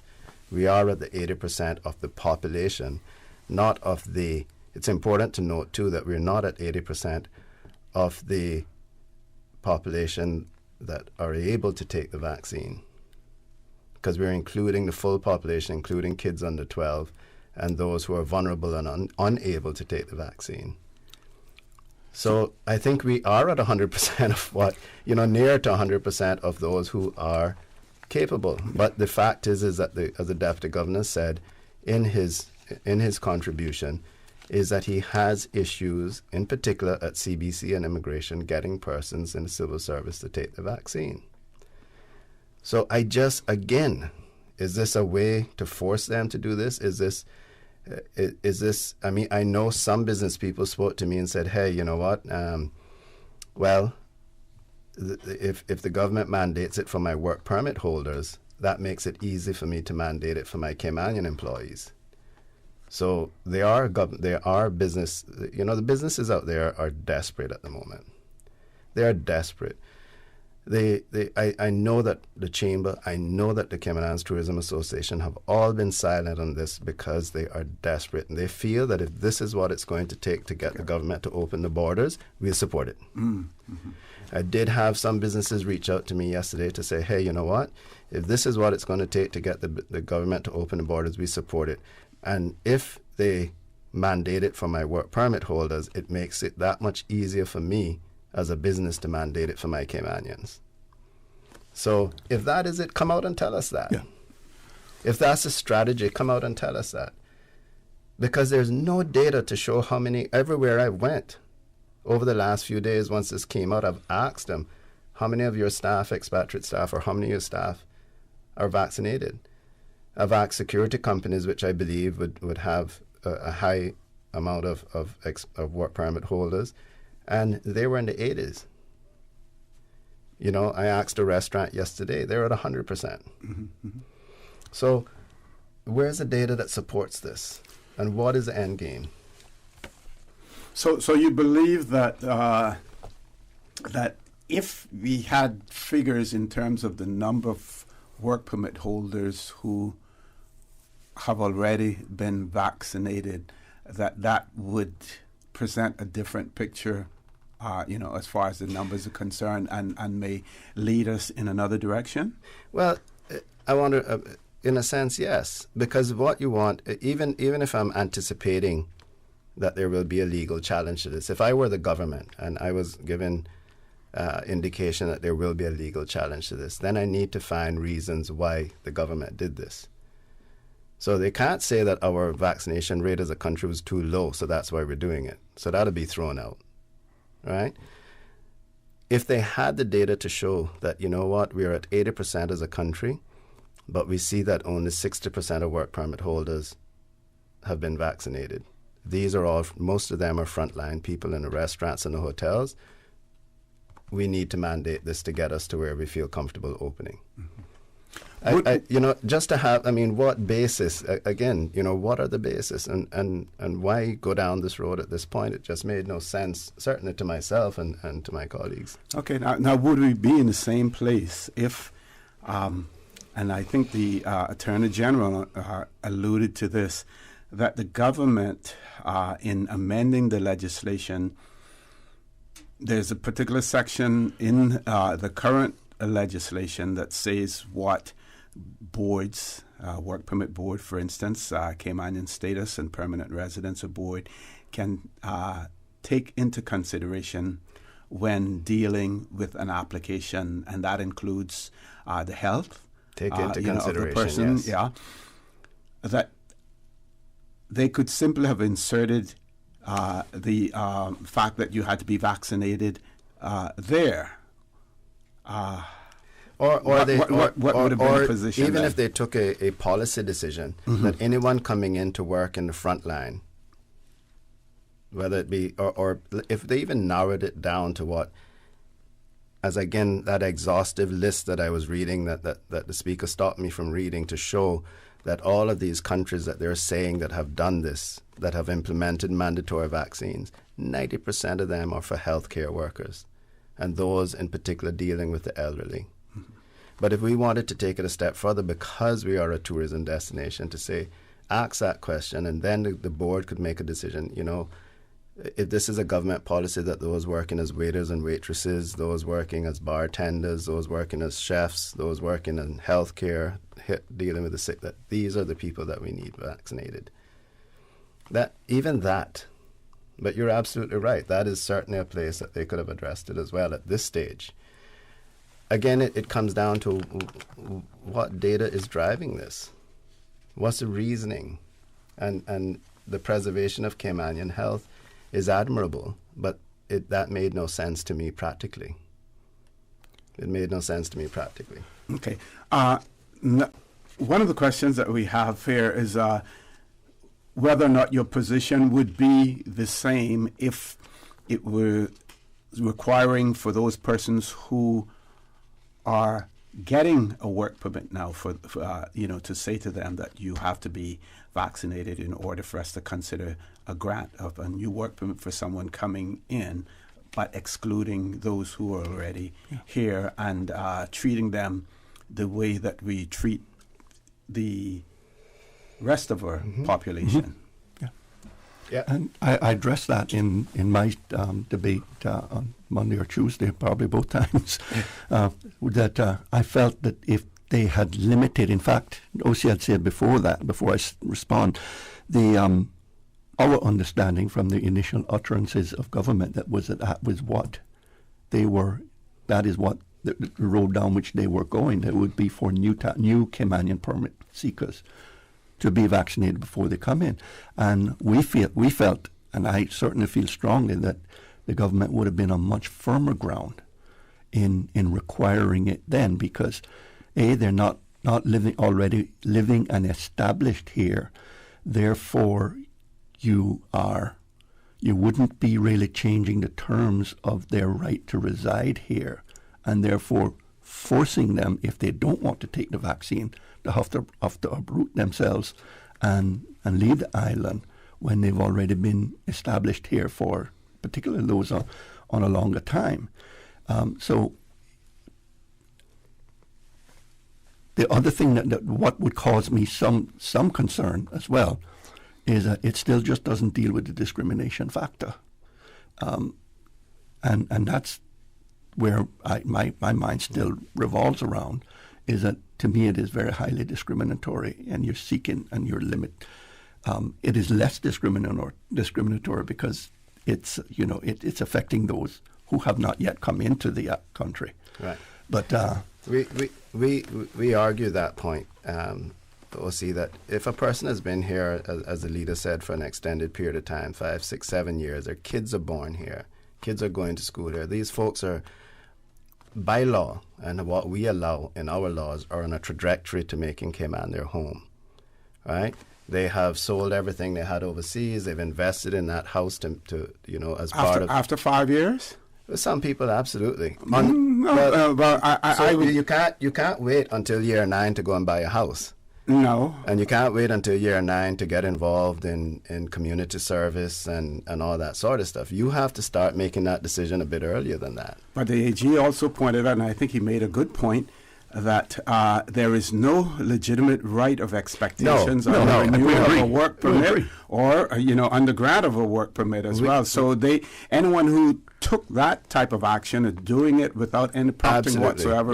I agree with that. Yeah. But when you're saying that it has no consequence in them, when, like I said, their children are born here, we've allowed them to stay here this long, and uprooting them, that is different from someone that's looking to move to the Cayman Islands. Got your point, okay. Okay? Yeah. That's a whole lot of difference between someone who's looking to move to the Cayman Islands and then understands that one of the requirements is to be vaccinated. Then they can make that decision there and then, not years down the road or after they've sacrificed whatever they had to sacrifice to come here, even if and we will argue they're coming here for a better life. Absolutely. But at least they know beforehand what they're coming to. But the response that the government gave, whether it's right or wrong, is that by narrowing it down that much gives even more cause for a legal challenge as discrimination. We didn't get that, and we did not feel that was the case. We did not receive that sort of counsel. That the counsel that we received was uprooting your life and moving versus getting that choice beforehand was discriminatory. Okay, top of the hour, headline news at 9 o'clock. Phone lines will be open afterwards as well, while the discussion continues with the Leader of the Opposition, Honourable Roy Bodden and Roy McTaggart. Mr. Bodden, forgive me for that. And Honourable Jory Hugh, Deputy Leader of the Opposition. Please stay tuned for the record. We'll be back shortly. You are listening to Radio Cayman, the voice of the Cayman Islands. Today's biggest news. Radio Cayman, your voice, your choice. Local, regional, international. This is headlines from Radio Cayman's newsroom. Today's biggest news. Government reported the results of 1,232 PCR tests on Tuesday. 15 were positive. 10 of those are community spread, and 12 of them are folks who are unvaccinated. There are currently 128 active cases in the Cayman Islands, with 55 showing symptoms. Tensions with China are at their worst in 40 years. That's according to Taiwan's defense minister, who's warning of the risk of an accidental strike between the two. His comments came after China sent a, quote, record number of military jets into Taiwan's air defense zone for 4 consecutive days.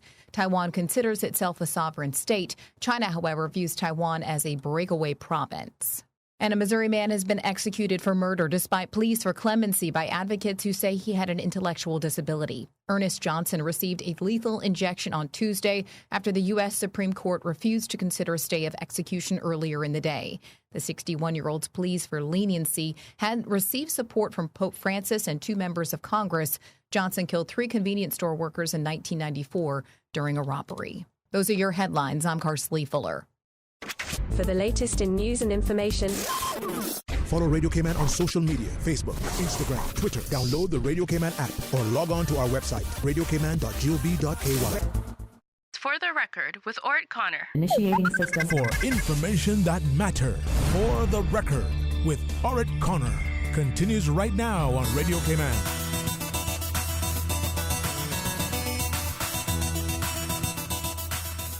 Good morning, and welcome back to For the Record. In the studio with me, the members of the opposition. They are the Leader of the Opposition and Deputy Leader of the Opposition as well. One message that we have here relates to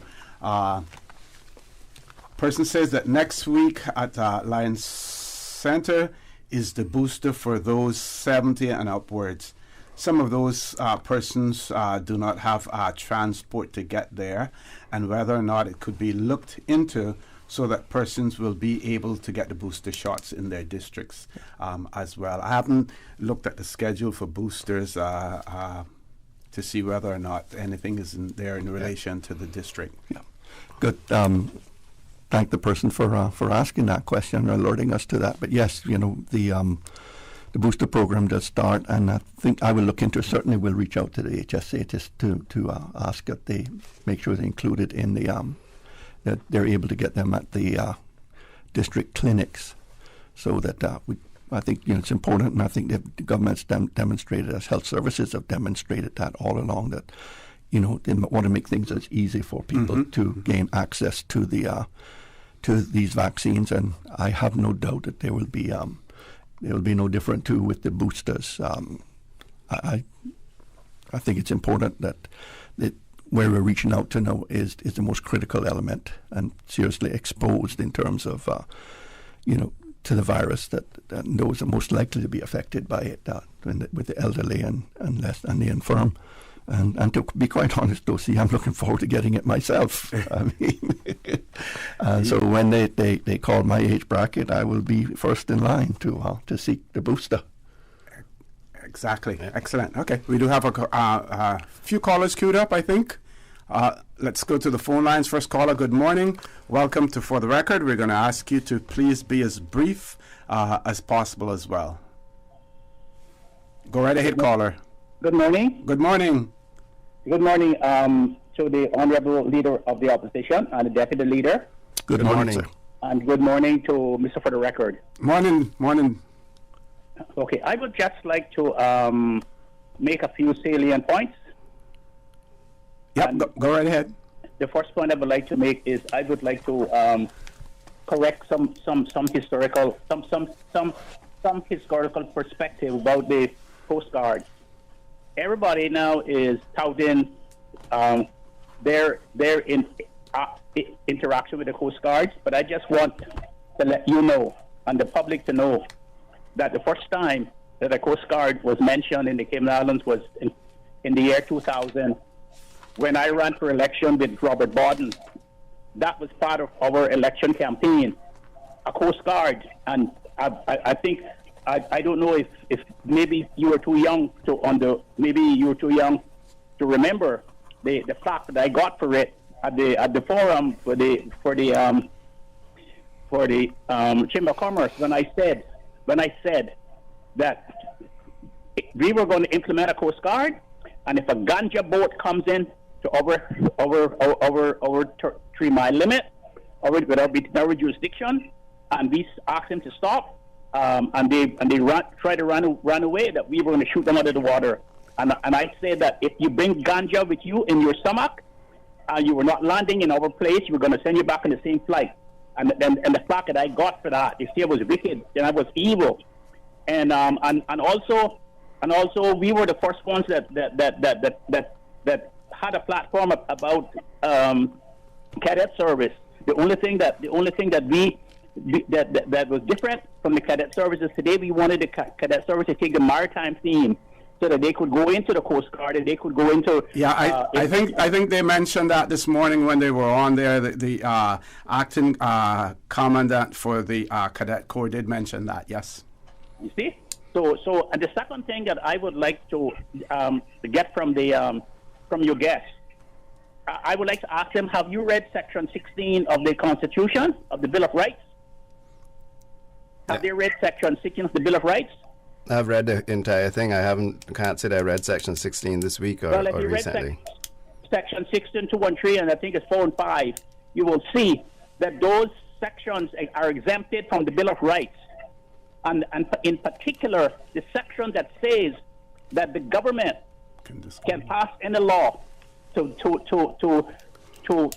set conditions for anyone who is not Caymanian who comes into the country to work, to do business, to stay, or for any other purposes.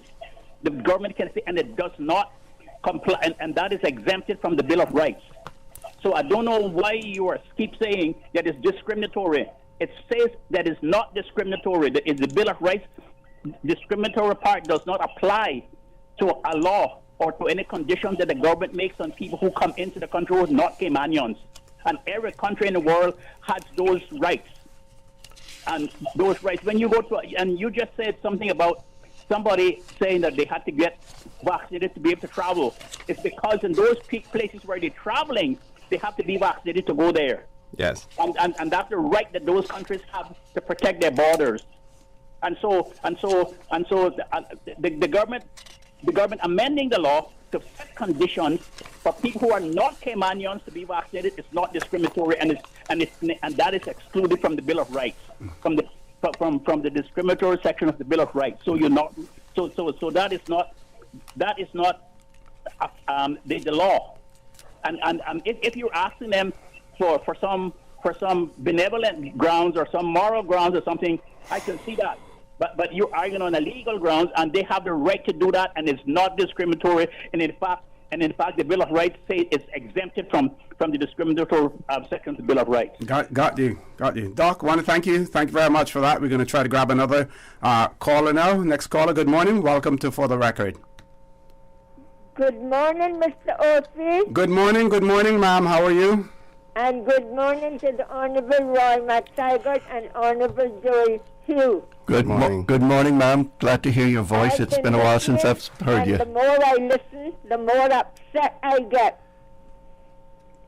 I would like to give all of you, all the MPs in the House, from our Premier right down to the last MP, use what God gave you, a little common sense. I wonder if you all really hear yourselves and how you sound like a bunch of little boys out playing marbles. Bye, and God bless you all. Thank you very much, Miss Georgette, for that as well. Next caller, good morning. Welcome to For the Record. Good morning. Good morning. Dr. Maxfield, good morning, sir. Good morning. No, Dr. Maxfield isn't here. Okay. Sorry. Okay. Just wanted to say to the situation of where he ran and what his platform was all about vis-a-vis, protecting the borders. I voted for you, sir, for that very reason. Thank you. So not everybody was beating you. But gentlemen in the studio, PPM, yeah. Please, don't let us be so sanctimonious. I would prefer that both sides, the government bench and the opposition bench, would find a little more comfort in each other's company right now. And remember that the majority of you are real generational Caymanians. And I am a Caymanian, and I'm looking at somebody to do something in the name of Charlene without dodging around the bushes. I am a daughter. I am a sister. I am a mother. I am a grandmother. I am an auntie. I am a cousin, and the list goes on. I want to see my people, and I did the shutdown thing on the PPM. I didn't grumble too much. I did everything that the Premier at that time asked of me. And now I want to give this government some support. And then I can kill them and I can beat them down for saying people need, when you come into this country, just please understand that we value lives. And like I say, I'm a full family member. I tick all the boxes. I would really, really, really want the both of you, the government bench and the opposition, to sit down and remember Charlene Peart. If you just do that, you would get it right for all of us. Forget people's human rights, because I ain't gonna know on you. If they can waltz in because of their human rights, that nullifies any natural flow that I feel that you going to want to make me believe that I have. Listen, I talking about my life. I talking about my mama life. I talking about my baby's life. That's what I'm talking about. And there are plenty of papers they should sign before they come here. And one of them should be that we can walk the walk and we can talk the talk. And if you need to be vaccinated, please vaccinate. That's all I'm saying. Please vaccinate. You come in here to make a living. It was mentioned in the program this morning. I can hold it to that too, sir. You come in here to make a living? Yeah, please do. But then, don't want to kill me in the effort. Do not want to kill me. That'll be a new way of getting me out of the way before too long so that you can populate where I stand. I look at all kinds of angles. Please, our government and the opposition get together on my behalf. And yes, PPM, I heard you a couple of days ago. I would call it, you really put out the olive branch and asked for a way in, and it wasn't afforded to you or accorded to you. And I would say to the past government, the people down in the trenches on the opposition side, they're the real Caymanians, and they need to get together for this real Caymanians sitting around they're arguing and wondering when the conversation can turn to me. Have a nice day, gentlemen. Thank you. Thank you very much, caller, for that. We have two callers on hold. We have to take a commercial break, and I want to give the members of the panel here an opportunity to respond to some of the calls that we have already received. So everyone, please be patient. We will address all of you as soon as we return from this commercial break.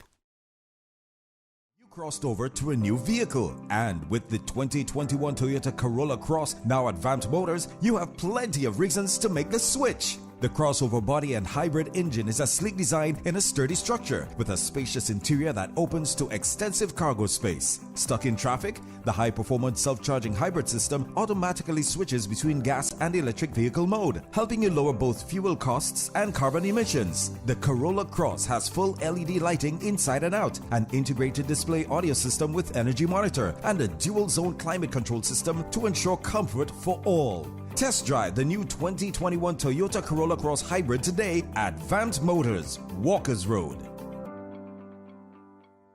Since March 2004, West Bay Pharmacy has kept their doors open to the local communities, even before, during, and after Hurricane Ivan. At West Bay Pharmacy, our staff provides so much more than pharmaceutical excellence. From the moment you walk through our doors to completing your cash out, our staff will have put your healthcare concerns at ease. We would like to take this moment to thank our loyal friends and customers.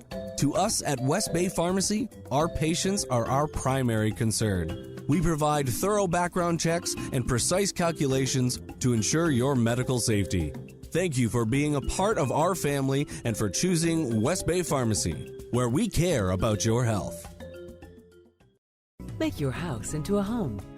Welcome to Brand Source Home Gallery, your source for premium products and a premium experience. We'll design and install your dream kitchen with crafted cabinets, complemented with elegant appliances. We'll fill it with quality houseware and cookware. Custom designed closet and storage solutions organize and beautify any area. And with the finest bedding, you'll get a perfect night's sleep knowing Brand Source Home Gallery has everything you need to make your house a home. Shaken yet standing firm. This is Radio Cayman in the Cayman Islands. For the record, with ORRETT CONNOR. Initiating system. For information that matters. For the record, with ORRETT CONNOR. Continues right now on Radio Cayman. Good morning. Welcome back to For the Record. We have callers on hold. Just want to give the members of the panel an opportunity to respond to previous callers so that those comments that were made or questions that were raised are still fresh in your minds. Yeah, well, OC, I'd like to I will take on a response then to Dr. Steve when he called in. Two things I picked up from him that he was speaking of. One was the Coast Guard, and mentioned that it was, that conversation started from 2000 ago. 2000.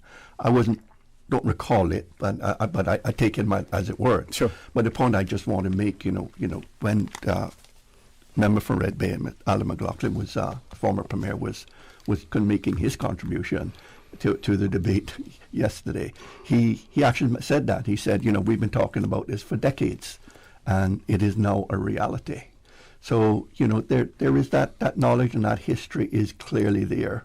And I do thank him for mentioning that it was a feature in the 2000 election. I just don't recall it. And so just like to make that clear and to provide that framework there, that yes, there are those in the LA that do know that and have that history of it, But also want to talk. He mentioned, and I think the main thrust of his contribution surrounded Section 16 of the Bill of Rights, and yes, acknowledge what he actually said, but I think we have to remember too that there are other sections of the Constitution that put some meat to the bone here, so to speak. And I refer to Section 19 of the Constitution, which says that any law really, it must, that any action that the government takes on behalf of the people, it's got to be first lawful, it's got to be rational, it's got to be proportionate, and it's got to be procedurally fair. So, and I think this is where we start to diverge now when you talk about these things, because you are targeting a specific element or group of nationals who are a part of your population or a part of your population, and seeking to impose conditions upon them that you don't impose on the entire population. And that is where we think these things can be challenged in court, is that it isn't fair, it isn't necessarily proportional, or and procedurally fair. Is it rational? We keep asking the question, is it rational? What's the reason? And this is where the differences are coming to the fore. Not on whether the government has the right or the power to do it. We can't argue that. They do. Clearly they do. So they did it. Yeah, they did it. Okay, we have 4 callers queued up. Need I say any more? First caller, good morning. Welcome to For the Record. Good morning, caller. Welcome to For the Record. Hello, good morning. Good morning. Good morning to your panel. I think it's Mr. Joey Hugh and Mr. Roy McTaggart. Yes, sir. Correct. Good morning. Morning. Morning, gentlemen. First and foremost, I just want to tell you all a public thanks for addressing the people at the steps of the LA. You guys would have been the first people that are elected that have addressed the individuals who were on the opposite end of it. So I wanted to thank you all for doing that, acknowledging the people who were there. That's number one. I want to speak a little bit more about what Dr. McField said, only because I think it's critical and important that we have a clear understanding of what laws can be implemented and enacted and when they can. And as Mr. McTaggart just highlighted, that yes, where the government have the right to use that section of the law, they also have to show reason for why they're using that section of the law. And one of the things that I think got lost in translation in all of this, when we keep saying, oh, well, people who come in here on work permit should be vaccinated.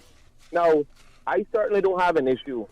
I could reach a compromise where we say anyone that is coming here brand new to the Cayman Islands who wants to work here should provide a clean bill of health and a vaccination card. Okay, I get that. We supported that as well. Right. But when you're talking about someone who has been in this proverbial bubble we've been in and have worked into this proverbial bubble and participated and kept this economy going, who are on work permit, who have not left the proverbial bubble to go anywhere to see their families for almost 2 years, to now be subjected to a mandatory vaccination only because the government has this fear that they don't believe they can control. And I get it. COVID-19 is real. We all understand that. No one is denying that.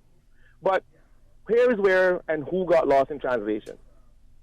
The government keeps saying that, oh, well, they can't mandate vaccines for Caymanians, right? And they keep saying that Caymanians are exempt from the mandatory vaccine.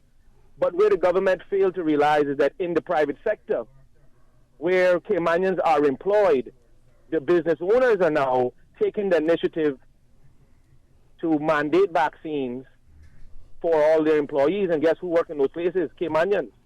So there's no law to protect the Caymanian who subsequently falls in the category of a place of business that say, hey, look, we need vaccinated people here only, otherwise you got to go home. And I know that they've used this caveat of, well, take a weekly PCR test or be vaccinated. Now, can you imagine a person making $500 a week, got to spend $150 out of that to pay for, because that was the number touted at what the PCR test cost. That's $600 a month for a person making $2,000. That leaves them to $1,400. But at the end of the day, one of the most important things that is happening here right now is that we're not paying attention to the holistic picture of what's happening.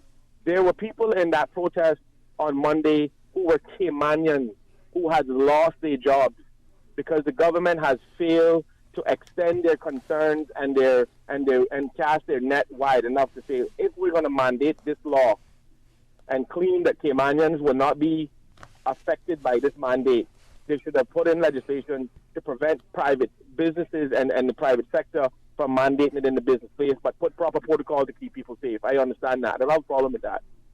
And another thing when it comes to talking about this law that mandates, you see, I know I understand Mr. McField's passion, but when you are only studying the narrative in which you are pushing, it's hard for you to accept anything other than.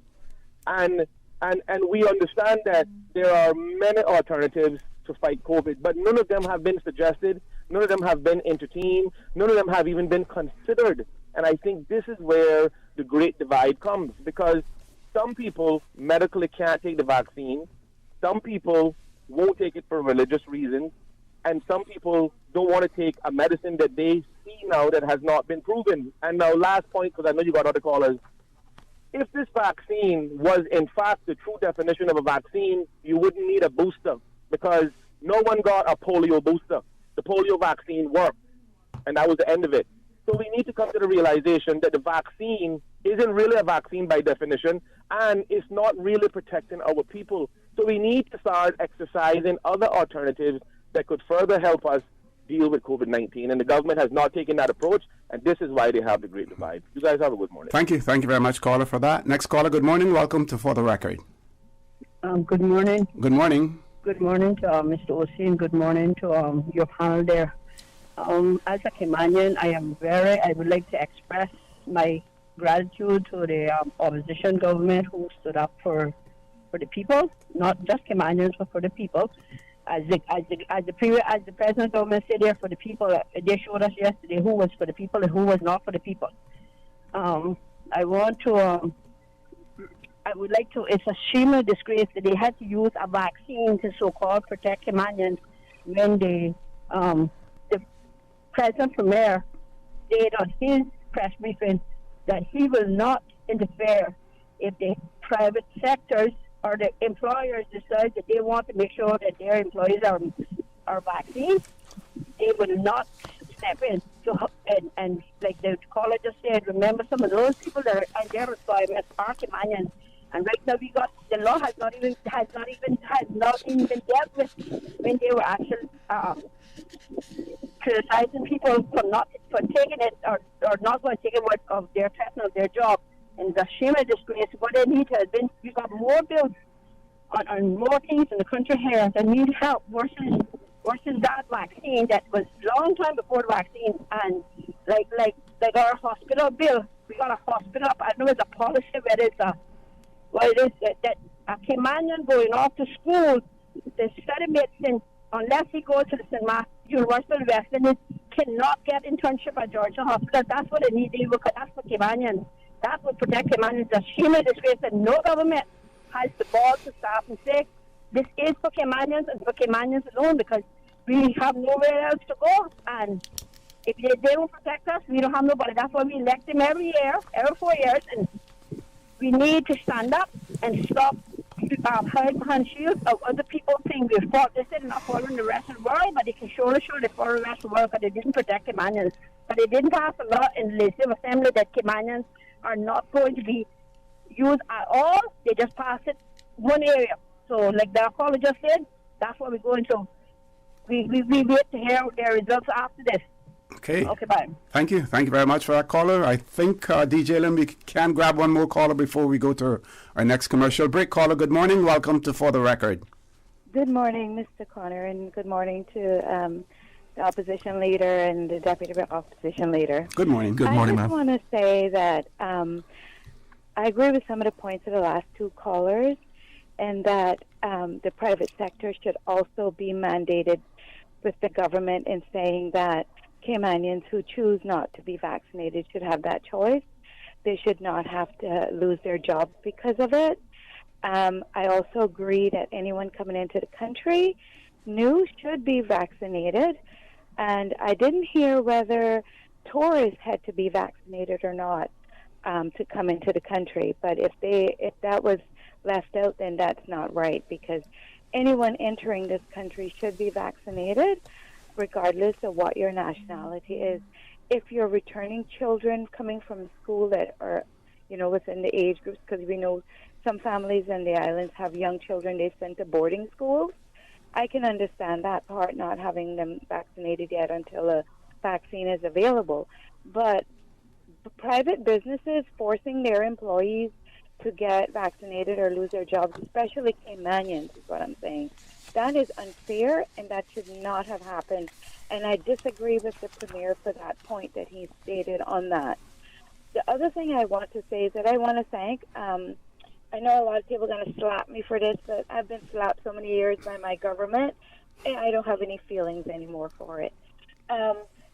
Deputy Premier Saunders, I know his presentation in the last, I think it was yesterday and maybe the day before, in the Parliament was very vocal and very loud and very, strong, and he stressed his points. And I'm in a sense, I'm glad for that sort of representation, because if we continue to just let things be soft and smooth and calm and whatever in our Parliament, nothing is going to be done in the right way for us. And I appreciate his stance that he's taken. I do. And like I said, I didn't hear what in his delivery if tourists or even persons who have investments in these islands were allowed to be vaccinated to come back to see their properties or whatever they have here. I didn't hear that part, but I stand to be corrected if they were eliminated or if they were included. We should know that as well.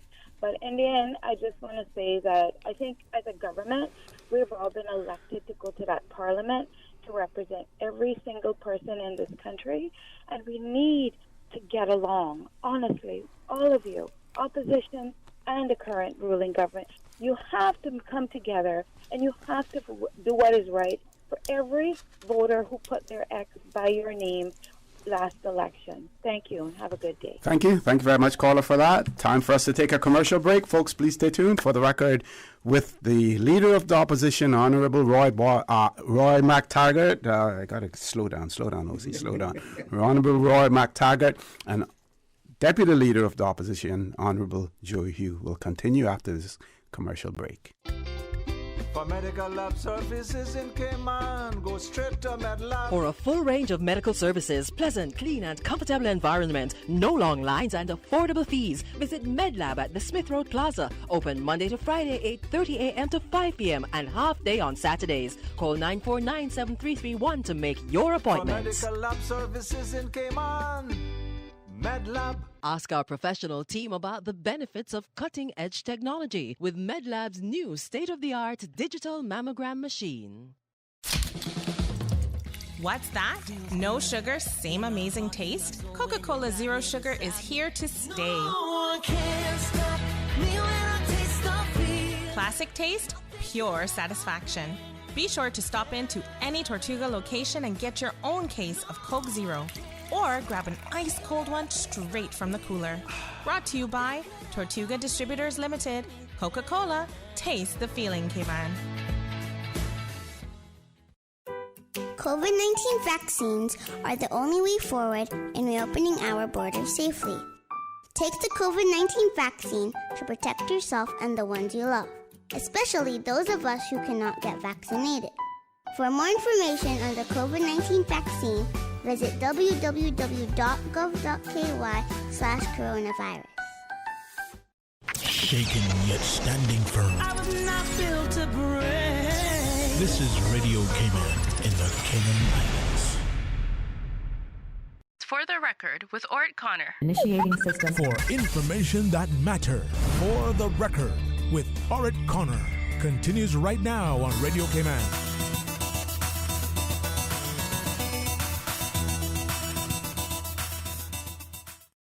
Good morning, and welcome back to For the Record. I think we still have callers, but I'm going to give again our panelists an opportunity to. We just have one caller. Okay, if we stick to that one caller, and then our panelists can then respond to all of them. But before we go there, I just one of our callers spoke about the fact that the vaccine, COVID-19 vaccine, is not a vaccine if you have to get a booster. And just want to point out that there are various vaccines that boosters are required. For instance, for vaccine boosters that children need include hepatitis A and B, Haemophilus, influenza type B, known as HIV, measles, mumps, rubella, MMR, tetanus, diphtheria, pertussis, and varicella as well. And for adults, vaccines that require boosters for teens or adults include Tdap every 10 years, shingles, varicella, and MMR as well. So I just wanted to clarify that to point out to you that there are vaccines that require boosters and that they are considered to be vaccines as well. Just clarity for our audience. Caller, good morning. Welcome to For the Record. Good morning, Ossie. Good morning, sir. How are you? Not bad, and good morning to you guests. Good morning. Well, see, I've been listening to the talk show from this morning when I got in the truck, and you know what I'm hearing from the backbenchers. I mean, I don't like what is going on. I don't like the tone of their voice and the way they're criticizing the government. Instead of we trying to all get together in this country now and work together, this is the last thing on the earth we need, is this kind of division between us. I mean, I think if they can't work together, they're not the government anymore. So work with this government. They need to get over the point that they are not the government and let this government do their job. If they can help them, they help them. And I'm sure Mr. Patton is capable. If he needs help from the backbenchers, he will ask them for help. So, and what is only these two gentlemen? I'm sure there's a lot more backbenchers that are backbenchers. I'm sure the numbers is not only two, right? So what is it only these two gentlemen that is always coming on? What the rest of the other party not supporting them? Well, that only tells me one thing, because maybe they disagree. I could be wrong. And one other point, we don't have a lot of control over our own people in this country, but whoever comes to this country, we have to control them. Every country in the world has a right to protect their borders, but they don't have a lot of control over their own people. So we need to deal with facts and deal with them the way that they're presented to us. So this thing about if Caymanians want to get vaccinated, you can come or do whatever you want to do to let us do it. Okay, you can make it mandatory, right? A lot of people still do not believe that that should be the case. But let's control whoever's coming into this country needs to be vaccinated. So, gentlemen, if you can't work with the government, just stay off of the airways, because I don't like hearing what I'm hearing from you gentlemen this morning. Thank you very much. If you want to criticize me, that's fine. Okay. Thank you, caller, very much. And you have the democratic right to express Absolutely. your opinion once that is done in in a way that it is acceptable, and I don't think anyone takes any issue with the way that you presented it there. Just before you go, Mr. Yu, I just want to say that no one has mentioned yet former Minister John Seymour's debate, his contribution yesterday, and that brought so much levity and to the debate. It put everyone at ease, Brought everyone back to a sense of normalcy, the way that he debated, spoke in plain language, and at times even made jokes about himself. A man who speaks, who spoke at least 73 different languages and everything else. And I really want to give him credit because that was one part of the debate that I really enjoyed. Over to you, Mr. Hugh. Yeah, I just wanted to respond to the last call and say, he has a right, and it is an emotive subject, and yes, we are heated. But we also have the responsibility to represent our constituents as well. We are the opposition, and our job as an opposition is to challenge the government and is to ensure that every person in this country is being represented by the government. And there were aspects of that proposed bill that had direct effects on Caymanians, their spouses, their dependents, that we argued for, and we were able to get those amendments done. We are pro-vaccine, we're pro-Caymanian, we are pro all of that. But sometimes governments can be can rush and make decisions or not have the opportunity to go through the propositions they're making properly, or being given improper guidance. And that is our job, to ensure that those gaps are filled. And I think we were successful in some measure by pointing out some issues with the legislation, including some even errors in the typing of it, sort of thing. But we made, the 3 amendments that were made that the government said was due to public consultation, which I think they were made after the member from Red Bay and the leader of the opposition pointed them out. So, and as the leader said, we have no issue with, and the previous caller, tourists coming have to be vaccinated, that's fine.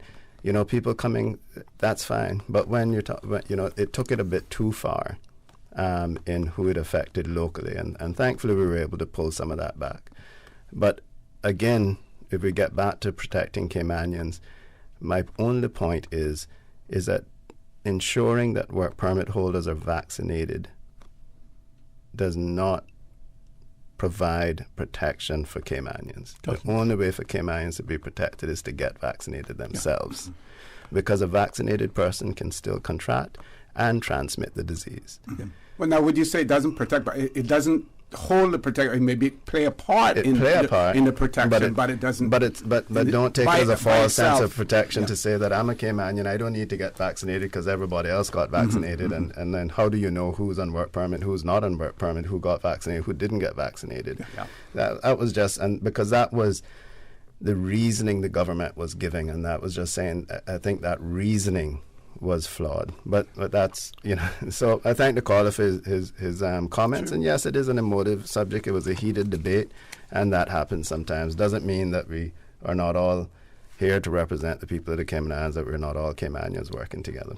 I think it's worth repeating over and over, OC, because when these vaccines first came out, right, the expectation was that it would protect you completely from it. You wouldn't be able to get it. 6-8 months down the road, we realize now, and science is now showing us, experience is now showing us, that you can still get, even though you're vaccinated, you can still get infected, and you can still transmit disease. All that the vaccine really does for you is that it appears to protect you from getting very sick or possibly even dying, which is great. All those things, but you can still do it. You can still spread it. So, that has to always be borne in mind. But I want to go back to what the previous caller and a couple of others have alluded to it and made about us getting along and just supporting the government and stuff like that, because that's not our role in our parliamentary system.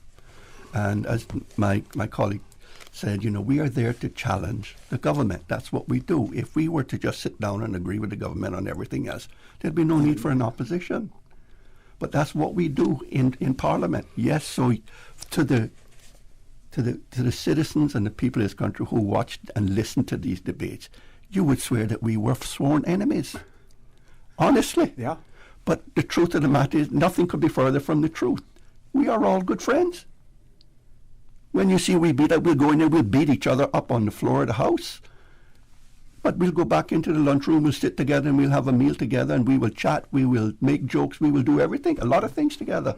Gotta have broad shoulders. Absolutely.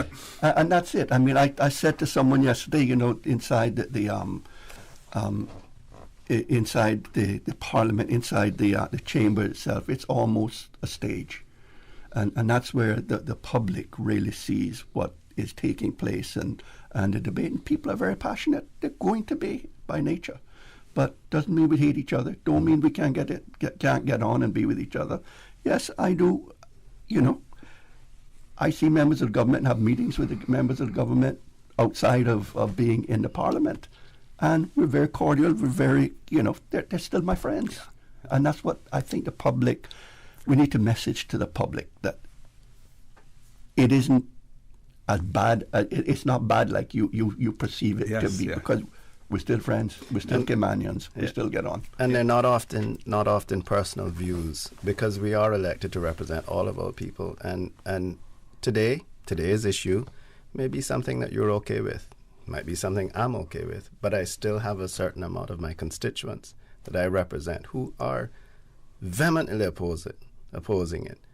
You know, and tomorrow it could change. Those same ones that are vehemently opposing this could be okay with the next piece of legislation. Those who are okay with this piece of legislation will be pounding at my door saying, you got to go in there and fight for me because I elected you to do that. I think, and that was brought out in one of the debates as well, that some of the persons who were out there, you know, supporting you in this regard were same persons that were opposed to you. Campaigned against us. Yes, Actively campaigned against us. Yes. And, yeah. Okay, we're going to take our last commercial break. We have 3 callers on hold. We're going to restrict it to those last 3 callers. DJ Lynn, folks, please stay tuned. For the record, we'll be back shortly.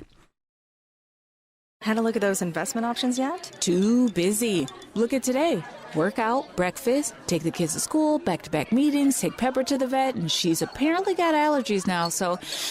And that was all before 12. But you look relaxed. That's because my money's as busy as you. With RF, you can access the best in local and international investments to keep your money busy, so you can spend more time focusing on you. Contact us at rfgroup.com to find out more. RF, money at work. Make your house into a home. Welcome to Brand Source Home Gallery, your source for premium products and a premium experience. We'll design and install your dream kitchen with crafted cabinets, complemented with elegant appliances. We'll fill it with quality houseware and cookware. Custom designed closet and storage solutions organize and beautify any area. And with the finest bedding, you'll get a perfect night's sleep knowing Brand Source Home Gallery has everything you need to make your house a home. Planning for the hurricane season can be stressful, especially because COVID-19 remains a concern. To help you safely prepare, here's some tips from the Public Health Department. Have a fully stocked first aid kit. Make sure you have face coverings, hand sanitizers, and disinfectants should you need to evacuate to a shelter. Ensure a sufficient supply of medications for people with illnesses. Ensure immunizations are up to date, and when eligible, take your COVID-19 vaccine. Ensure a sufficient supply of food and clean water for every member of your family. For more guidance to update your emergency hurricane plans due to coronavirus, visit www.capeandprepare.gov.ky. This message is brought to you by the Public Health Department in partnership with the Ministry of Health and Wellness. You are listening to Radio Cayman, the voice of the Cayman Islands. For the record, with ORRETT CONNOR. Initiating system. For information that matters. For the record, with ORRETT CONNOR. Continues right now on Radio Cayman. Good morning. Welcome back to For the Record. We're on the last leg of the show this morning, and I want to thank everyone for participating, lively and as well as informative discussion as well. We have 3 callers left. I'm going to ask you to please be as brief as possible because we have less than 10 minutes to go in the show. First caller, good morning. Welcome to For the Record. Good morning, sir. Good morning. And good morning to your distinguished guest. Morning, sir. Good morning.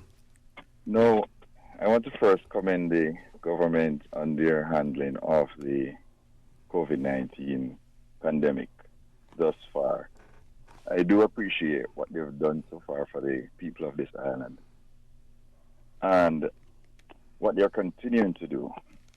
I know that COVID is a real threat, and there is real cause for concerns, and something must be done about it. However, on the other hand, this vaccine, if I may term it vaccine, is also of concern, as it's a new technology in its infancy stage, and there's a lot about it that has not been explored. For example, it has not been tested on pregnant women. We do not know the effects that it will have on pregnant women. We cannot say what effects it will have on persons 5 years down the line, 10 years down the line. So it is in its infancy stage, and that is a cause for concern for a lot of persons. So mandating this vaccine at this moment, I don't think that should have been the decision to make. There are other treatments that are available for this virus, and I don't think they've been properly explored. I know that there's some level of politics in this, but Cuba has developed a vaccine, and this is a real vaccine that has been developed the traditional way, and it's proven to work. And Cuba's importing the Pfizer vaccine and charging tourists $150 for the 2-shot of it. Well, that's business. So it doesn't speak highly to the Cuban vaccine that the Cubans themselves don't want to take. Well, I don't know why would you say that, because a lot of Cubans have been taking the vaccine, and since they've started taking the vaccine, they have somehow have the virus under control. Okay. Now they've started exporting to Venezuela and to Vietnam, and they're saying there are other countries that are interested, and they're saying that they have a 90%. Okay. I'm going to ask you to please, and I know I diverted you there, if you could get to your point, because we have 2 other callers and we have less than 10 minutes left. Yeah, so what I'm saying is that could it be considered, other options be considered for persons rather than this technology which is in its infancy stage? That is a cause for concerns for a lot. Mm-hmm. Okay, thank you very much for that. Next caller, good morning. Welcome to For the Record. Good morning, OC, and good morning to your distinguished guests. Good morning, sir. Good morning. I do support the bill that has just passed. Okay. And I will give my reason and try to do it very quickly. No one has ever brought up or even thought about the vaccine being a help in that people coming into the country to work, you have thousands of people, and if they got sick and were not vaccinated, there's a possibility that they need to be hospitalized. If they're hospitalized, that leaves less room for our Caymanians that choose not to be vaccinated to be hospitalized. Worse, if they were to pass away, that is left on our government then to repatriate that body back to that hometown, which costs the government, again, a lot of money, because they said dead weight is more expensive than live weight. These are things that I look at, that I support the passing of that bill, because yes, we can still get the virus or whatever you want to call it, but it does not mean that we're going to get severely sick to where we need hospitalization or, even worse, that we pass away. Thank you very much. That is my take on it. Thank you. Thank you very much, caller. Last caller for the morning. Good morning. Welcome to For the Record. Hi, good morning. Good morning. And good morning to your distinguished guest as well.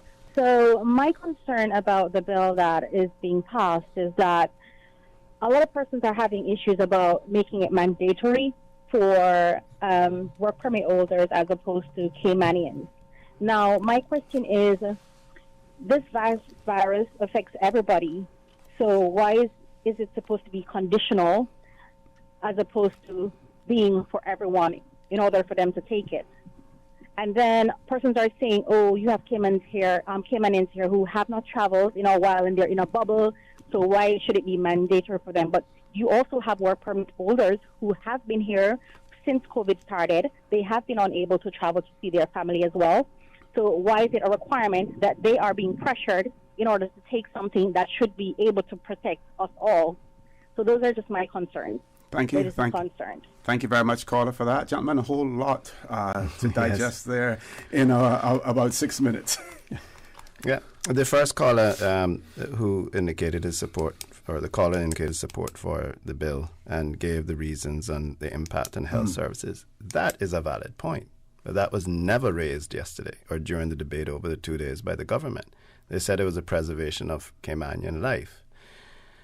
And that is exactly why we felt that, yes, at this stage, with over 80% of the population, we feel eligible population being vaccinated, that we would be mindful to support all new first-time work permit applications. Because at that stage, we already know that we have the targeted population vaccinated, that we are comfortable that our health services can handle any outbreak. So that is another reason why we would have been mindful to support new first-time work permit applications. But that is a valid point. And again, like I said, these are the questions we were asking, but they were not brought up. And again, it supports our argument on the extent of the bill and why so far-reaching. Mm-hmm. One last WhatsApp message, not WhatsApp, an email that I got actually. The individual wanted to know whether or not at the final stage did the opposition vote for any of the bills with the amendments. No. Okay. Well, what I said, we did fully support the Coast Guard bill, but the Coast Guard bill, yeah, sorry. We certainly did. For those two bills, we did not support it. While they had made amendments to it, there were still some of the fundamental issues that we disagreed with that were not resolved, and that really precluded the support for it. While I think they reduced the numbers of people or categories that were covered where it was required, I think they were still left with 8 or 9, categories of people that will still be required to get it. So, yeah, there was some. You can say there was there's some improvement to it, but at the end of the day, all of the issues that we had in terms of arguing against it still remain. Okay, I want to give both of you an opportunity for our closing comments. So before we do that, sure. I received a letter yesterday. I think everyone received it. I know others in the opposition did. It's addressed to all of the government, and I think it was a very balanced letter. I don't know the individual. I don't know whether it matters whether the person is Caymanian or non-Caymanian. But I'd like to read it. Sure. It says a letter to our Caymanian leaders. There comes a time when even the most quiet, unknown, insignificant person must speak. I am not great. I don't hold a high position, wealth, or status. I'm not a politician, nor a physician, nor a government official. I'm only a mother, a neighbor, a daughter, a wife, a friend. That is all I can come to you as. Who I am, merely a person speaking to you, another person who I hope has the qualities that I know God has given us all. Compassion, courage, hope, love, and kindness to our neighbors. I watched the debates yesterday, that would have been Monday, and what I saw made me hang my head low. What the opposition says is a fact. When the vaccine was developed, the world hoped that it would have halted this pandemic in its tracks. However, nearly 9 months, since January 2021, into the deployment of the vaccine, we have robust data that confirms without a doubt that the vaccine does not prevent contracting SARS-CoV-2, nor does it prevent transmission. Indeed, recent scientific literature, including a cross-country analysis of 68 countries and 2,947 counties in the United States, one shows that the populations with the higher vaccine rates have equivalent or higher case rates than those with low vaccine rates. If the intent of mandating the vaccine on a specific class of people is to prevent the spread of SARS-CoV-2 to the local population, then this mandate may result in the opposite. SARS-CoV-2 is contracted, possibly, says possibly in brackets at a higher level, and thus transmitted, and in brackets again, possibly at a higher levels, by vaccinated individuals. To say this information is hard to comprehend and hard to accept is an understatement. We all put our hopes in this vaccine. However, data does not care about hopes. It merely states that what is and what isn't. Mandating that a large group of people must have the vaccine to remain in Cayman to protect the Caymanian people will indeed result in the spread of the virus at a greater rate. I have an unending, undying hope in the courage and honesty of men. Therefore, I hope, when the leaders of this government see the new data, with results from around the world, that they will acknowledge the fallacy of the mandate and look for new and better solutions to protecting the vulnerable within our beautiful islands. However, I must admit, I'm frightened that the true reason for this mandate may not be the protection of Caymanians, but for something else entirely. This is exemplified by many of the cutting remarks made during the government leaders' speeches. It was with shame that I listened to leaders mock visitors, expats, and work permit holders for the fear of losing their homes or their jobs if they do not submit to the will of the government concerning the mandate.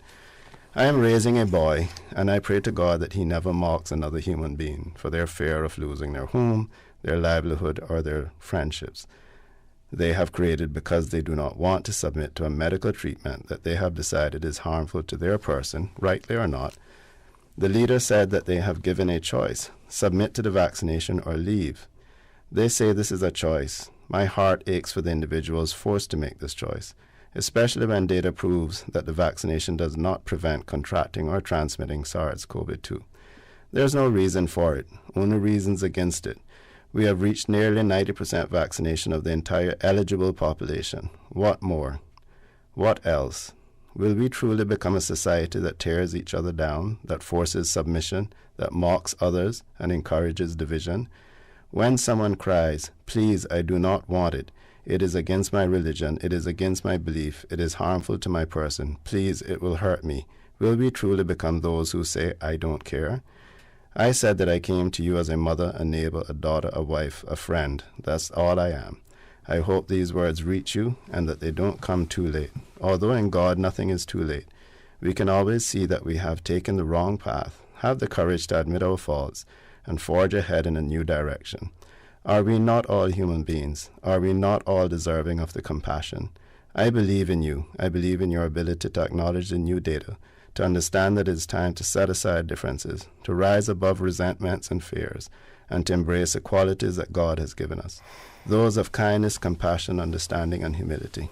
To force another to your will, to demand submission, to give a choice that forces someone to leave their home, their career, their community, or betray their conscience and accept something they do not want. To oppress, yes, to oppress. Is this what you want to be remembered for? A decision made in fear, in resentment, in pride, in ego, these are not decisions that prove to be right. Rather, it is a decision made purely from hope, courage, reason, and love. I know you have these qualities within you. Passing this mandate and forcing the vaccine will not stop the spread of SARS-CoV-2. That is clear and unquestionable. You all have the opportunity to be some of the greatest leaders Cayman has seen. You can do so by setting aside differences, laying down grievances of the past, and invoking humility, courage, and compassion for all. Please show the world that our beautiful islands are a nation of people who lead not with base emotions of fear or pride or subjugation, but with reason, courage, and love for all people, for all neighbors, for all alike and not alike. Move forward, work to bring the Phase 3 clinical trial new antiviral medicines currently under consideration for emergency approval. Work to find employment opportunities, shore up the damage this long closure has caused, bring hope to our islands, bring jobs, bring community, bring a common bond. You claim to be given a choice, vaccinate or leave. You also have a choice. You can choose to inspire or you can choose to continue down this path of oppression, fear, and division. I dream of the day, perhaps today, that you choose the right path. Withdraw with this mandate of folly and oppression. Maybe you'll say I'm a fool to dream. But without dreams, humans would still be in the dark, on their knees. Instead, we stand on our feet, looking at the heavens, dreaming of better days, of a time when we respect each other, care for each other, love each other as if we all are brothers and sisters, no matter where we are from. Please make my faith in you come true. I believe in you, and I believe in your goodness. Thank you for your time. Okay, that's a good way to end the show. Gentlemen, look forward to seeing you hopefully again next week, as well. Folks, I want to thank you all, everyone who participated this morning. Gone over time, so I'm going to just say follow Sterling Dwayne Ebanks. Listen to his show, Talk Today, at 12:15. And as usual, we ask the good Lord to bless these three beautiful, wonderful Cayman Islands. Radio Cayman, the voice, the heart, the soul of the Cayman Islands. For the Record is brought to you by Vamped Motors, the only authorized Ford and Toyota dealership serving the Cayman Islands. Coca-Cola, available across the Cayman Islands from Tortuga distributors. Accept no substitutes. Taste the feeling with Coca-Cola. Brand Source Home Gallery, inspiring luxury. MedLab in Smith Road Plaza, your complete medical laboratory solution. Call 949-733